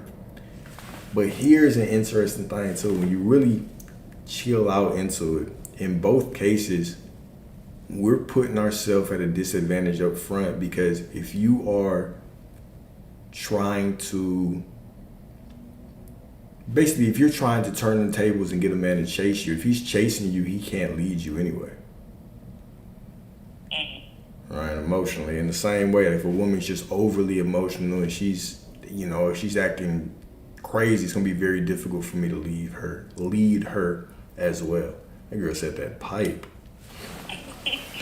But I feel like the chasing goes back to, I feel like I would kind of put that on a woman if the man is chasing you can't leave because why are you putting him in a position that he has to take you? You know? Yeah, exactly. Because, I mean, it shows ego, man. It is. Just like you Very said. much so ego. Just like you said, it is all ego. But most people are led by their ego, which, you know, we're programmed to be led in that way by the world. So, you know, it's just something that we all have to be mindful of. But most people walk through life and are led by their ego. That's why it feels good when a woman acts crazy. That's why it feels good when we're getting chased around by somebody. Like, it It's like, just oh, gives she us crazy me. She really loved me. It's like, no, she just unstable. exactly. Exactly. I'm over just unstable, man. You just don't know how to manage her emotions. Exactly. Exactly. I'm finna invite everybody up here. We're gonna have a panel. Right. Where the rest of them at? We're gonna have a panel conversation, man. Shut up. Pike. I'm outside. I'll be home in like 10 minutes. So I'm just mute myself. Tonight. I'm good. It's Friday. Chilling. Hey. All praises to the Most High. Okay. How we feeling, chat? Everybody cool, man. Can y'all see the chat now? Yeah, I can see the Yeah. chat. Okay. I had to go get some earphones because I'm trying to make some more music. So, you know, I gotta let this inner child out. Hello, how you doing? What kind of music you make? You heard me? What kind of music you make? Huh? What kind of music you make? More like storytelling. I do poetry. Talk about my life and other universal things that I channel. How long you been doing it? Well, I've been writing for years, but I actually got consistent for the past. Well, I haven't been that consistent, not gonna lie, but 2 years ago I dropped some projects on SoundCloud. Now it's time for me to get back into it. I do use my iPhone and GarageBand. Where are the headphones? Your iPhone and garage, man. I got you. You gotta start I got you. somewhere. That makes sense. Mm-hmm. Yeah, you I should. did have a Scarlett mic and this converter kit thing, but it got stolen. But it's okay. I'm still creating. What's holding you back from being more serious? Say that again? What's holding you back from being more serious? Say that one more time. What's holding you back from being more serious? Oh, nothing anymore. What was? Overthinking, distractions, being in my head. Yeah. But not no more. Gotcha. Gotcha. But I do write almost every day though. I write all the time. I have a question for y'all. Do y'all feel like spiritual people tend to be writers? Because I feel like every spiritual person I know tends to write every day. Some sort of creative outlet. I would say, my perspective, yes. But I do know some people that they find different outlets to cope. But I would say 80% yes. Yeah, I would agree. Doesn't necessarily have to be writing, but at least some kind of spirit, some kind of creative outlet. It's absolutely necessary. Got to. It's absolutely necessary, man. That's actually a very interesting. That's an interesting observation, man. Yeah. Tend to be creative. Because I feel like you have this energy and it needs to get out and you're trying to figure out a way to get it out. But I feel like they just tend to be writers in a way. Yeah. Whether it's music writing, poetry, books, something. Just tend to be writers. Yeah. Journaling. Digital products, and everything. Anything that Right. helps get this information out is going to work for our highest good. Yeah, the creative task, I mean, that's the highest form of spirituality that you can have in this physical plane, unless we're talking about sex, right, is expressing that creative energy in some way. Because, I guess that would be your sacral energy. yeah, That high sacral twerk, twerk, twerk it out. or dancing, right? I feel like until you find a loyal pipe, don't be giving your body away. So, all right. So you're not open. So y'all not open to being with anybody unless it is heading towards a relationship and then marriage. That's where I'm at now. I don't know about the marriage part because I feel like I've been married. I wouldn't say I wouldn't do it again. I just feel like You was married. I'm 37. We was together 15 years, so real young. But Dang, 15. So that's I okay. know. People be like, ain't you in your 30s? I'm like, yeah. Like, we did 15 years. We known each other since we was, what, 8? Hello, how are you? Dang. Long time. All right, let's get into it. How did it? At what point did you think, okay, this is gonna end, or did you know that it was gonna end? And then how I did feel it like end? I knew it was going to end before we got married if I was being real with myself. I said, if I was being real with myself, I knew it was going to end before we got married. But in the marriage, I would say women tend to check out years before they actually check out. So I would say probably 3 years before I actually filed, I knew I was going to file.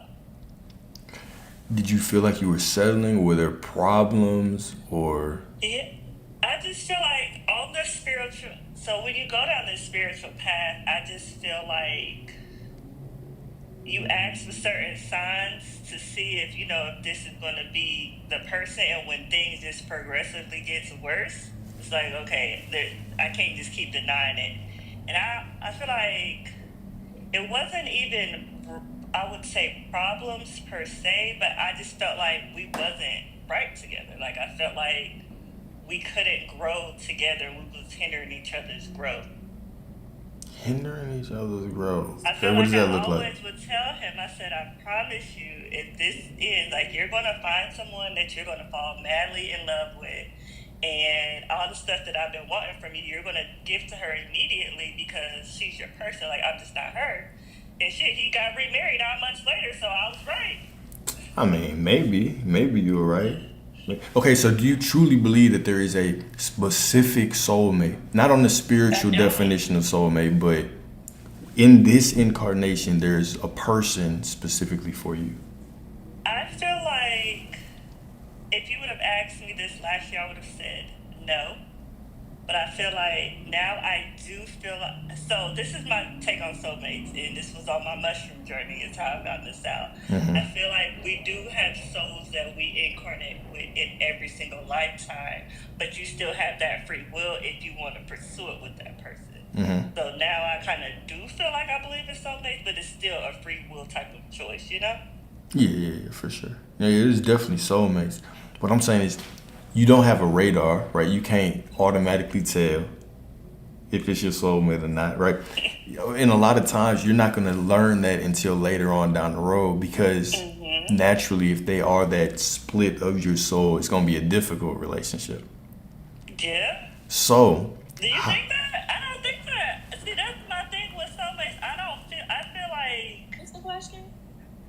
we were talking about soulmates. I don't feel like soulmates is a difficult relationship. I feel like twin flames, those karmic, are difficult, but I feel like a soulmate is easy. Like, this is your mirror. Yes, once you are healed, I would say that yes. But I feel like any relationship, it takes work, just like a relationship with yourself. So it's not going to be cakes and rainbows and sunshines all the time. It's going to be days where it's hard for you to express or hard for you to, meet this But it expectation. still would feel easy, you know? Like, y'all have challenges. Yeah. But you want to make sure you are together first before you make this big decision to be with a soulmate, so, all right. So let's And I feel let's like really I'll think miss about my it. soulmate in this lifetime, But how many but lessons did you have to go through to get to your soulmate? How many That's people the you have to thing. go through? You know what I'm Exactly. saying? You understand? yeah, absolutely. And I feel like we still have that free will choice because I'm like, okay, I can know this. I have this inner knowing. But in this carnation, it was like, you're going to be in every single carnation, but what choice are you making in this carnation? To be in your power, that's what it is. Okay? Right, exactly. Whatever's meant for you is always gonna be. So your soul. So how many soulmates can your soul have? I feel like it depends. Are you talking about romantically? Nah, I'm okay in any sense. However you want to define soulmate. If you want to take it from a spiritual You sense. have a limited number of soulmates, but if we're speaking romantically, I feel like you could really only have one. How does that? That doesn't. Okay, explain that Go logic. ahead. But I feel like there's, I feel like we have so many incarnations. You just keep meeting this person through different people. Right. But I still feel like it's still just one soul, if that makes sense. Like, it may be different people, but I feel like the soul is still the same. All right. You're saying things with hesitancy. I want you to speak on what you know. Like I want you to say, this is what I know about a soulmate. Right. Okay, Because so this is what I know about a soulmate. Okay. I know that you have one romantically. Okay. I know that you have one soulmate that you incarnate with in every single lifetime. And I feel like this one person, y'all going to meet at some point in whatever lifetime you're in, but you have the choice if you're going to pursue it. Like, maybe there's a lesson y'all didn't learn in the last lifetime, and you're going to decide, like, oh, well, this person's going to be the same in this lifetime, but do you want to pursue it with them? Do you feel like whatever contract y'all had was fulfilled, or do you want to move on? right. I agree. I was just pressing you. Yeah, I'm aligned. So, your soul.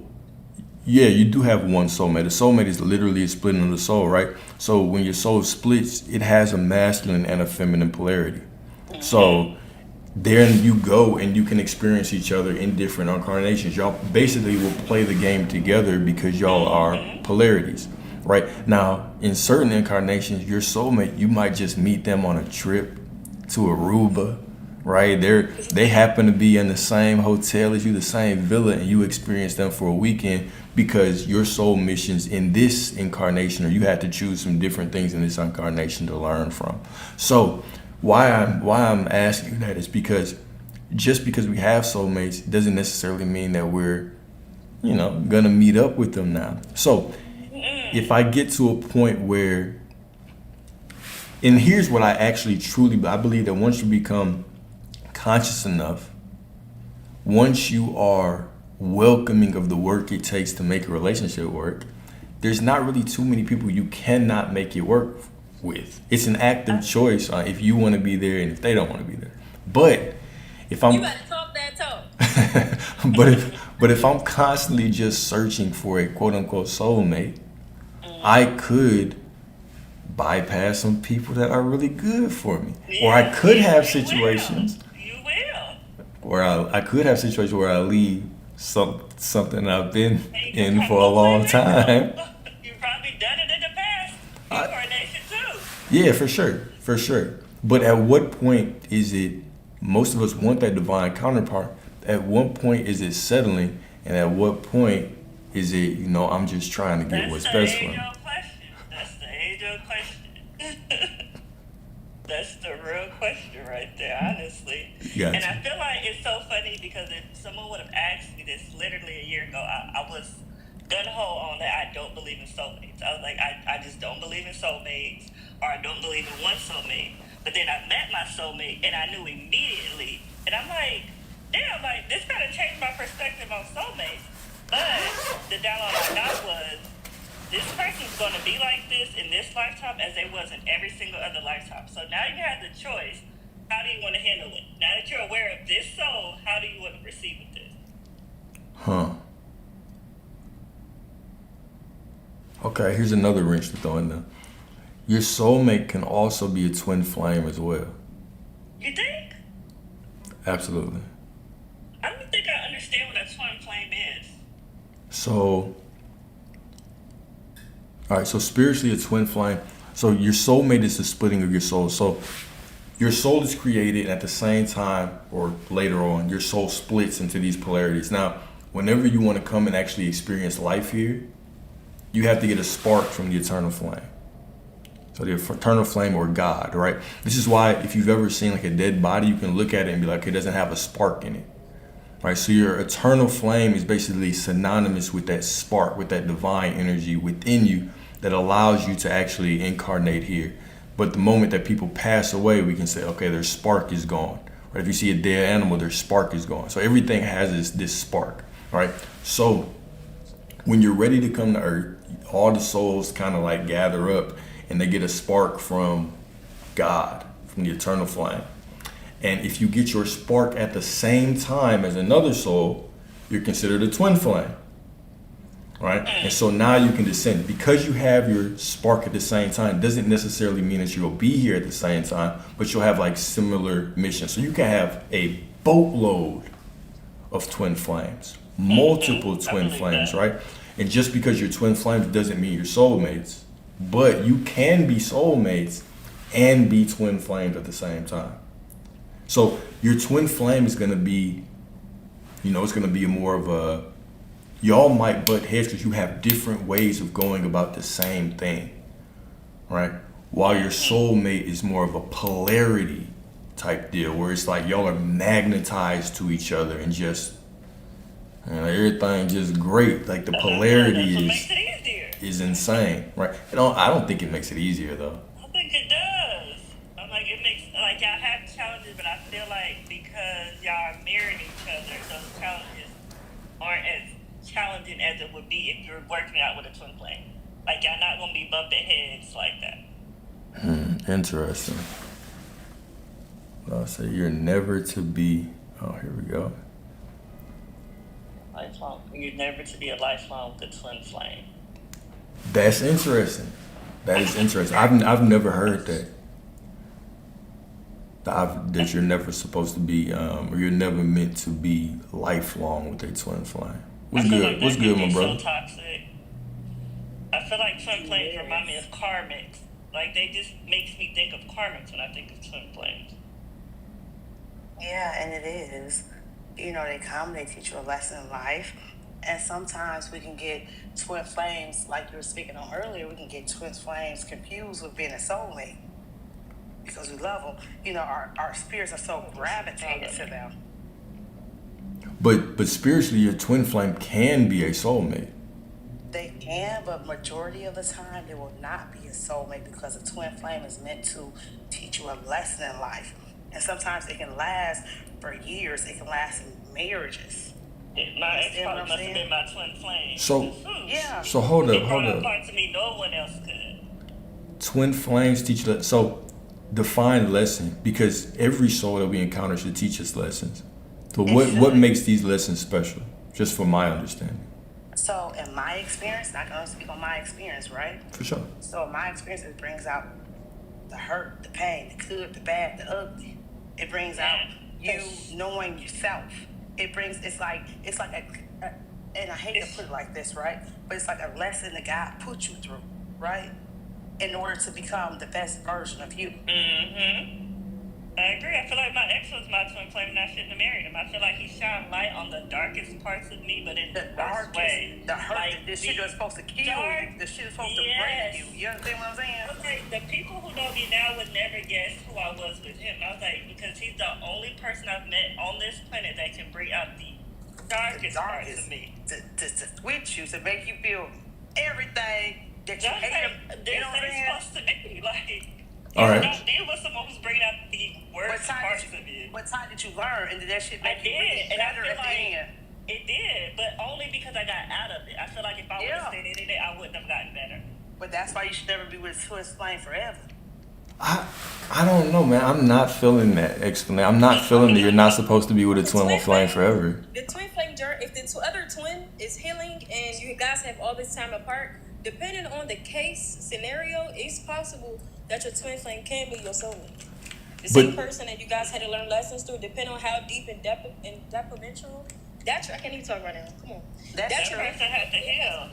Yeah. It's but we talk about the unhealed ones. Right. The healed one, maybe, but unhealed one, nah. Like, that shit probably take you to the grave if you don't get out of it. No, the shit was supposed to, like, with me, the shit was supposed to kill me, right? Right, I'm like, and I prayed. Put me in prison. And then we talk about, and not only do a twin flame, it's a twin flame, but it's a soul tie. Mm-hmm. And soul ties, you gotta break away from that. And sometimes, like with me, I'm sorry, y'all, but my name was Wiz, you know. But with me, my twin flame and everything like that, the soul tie,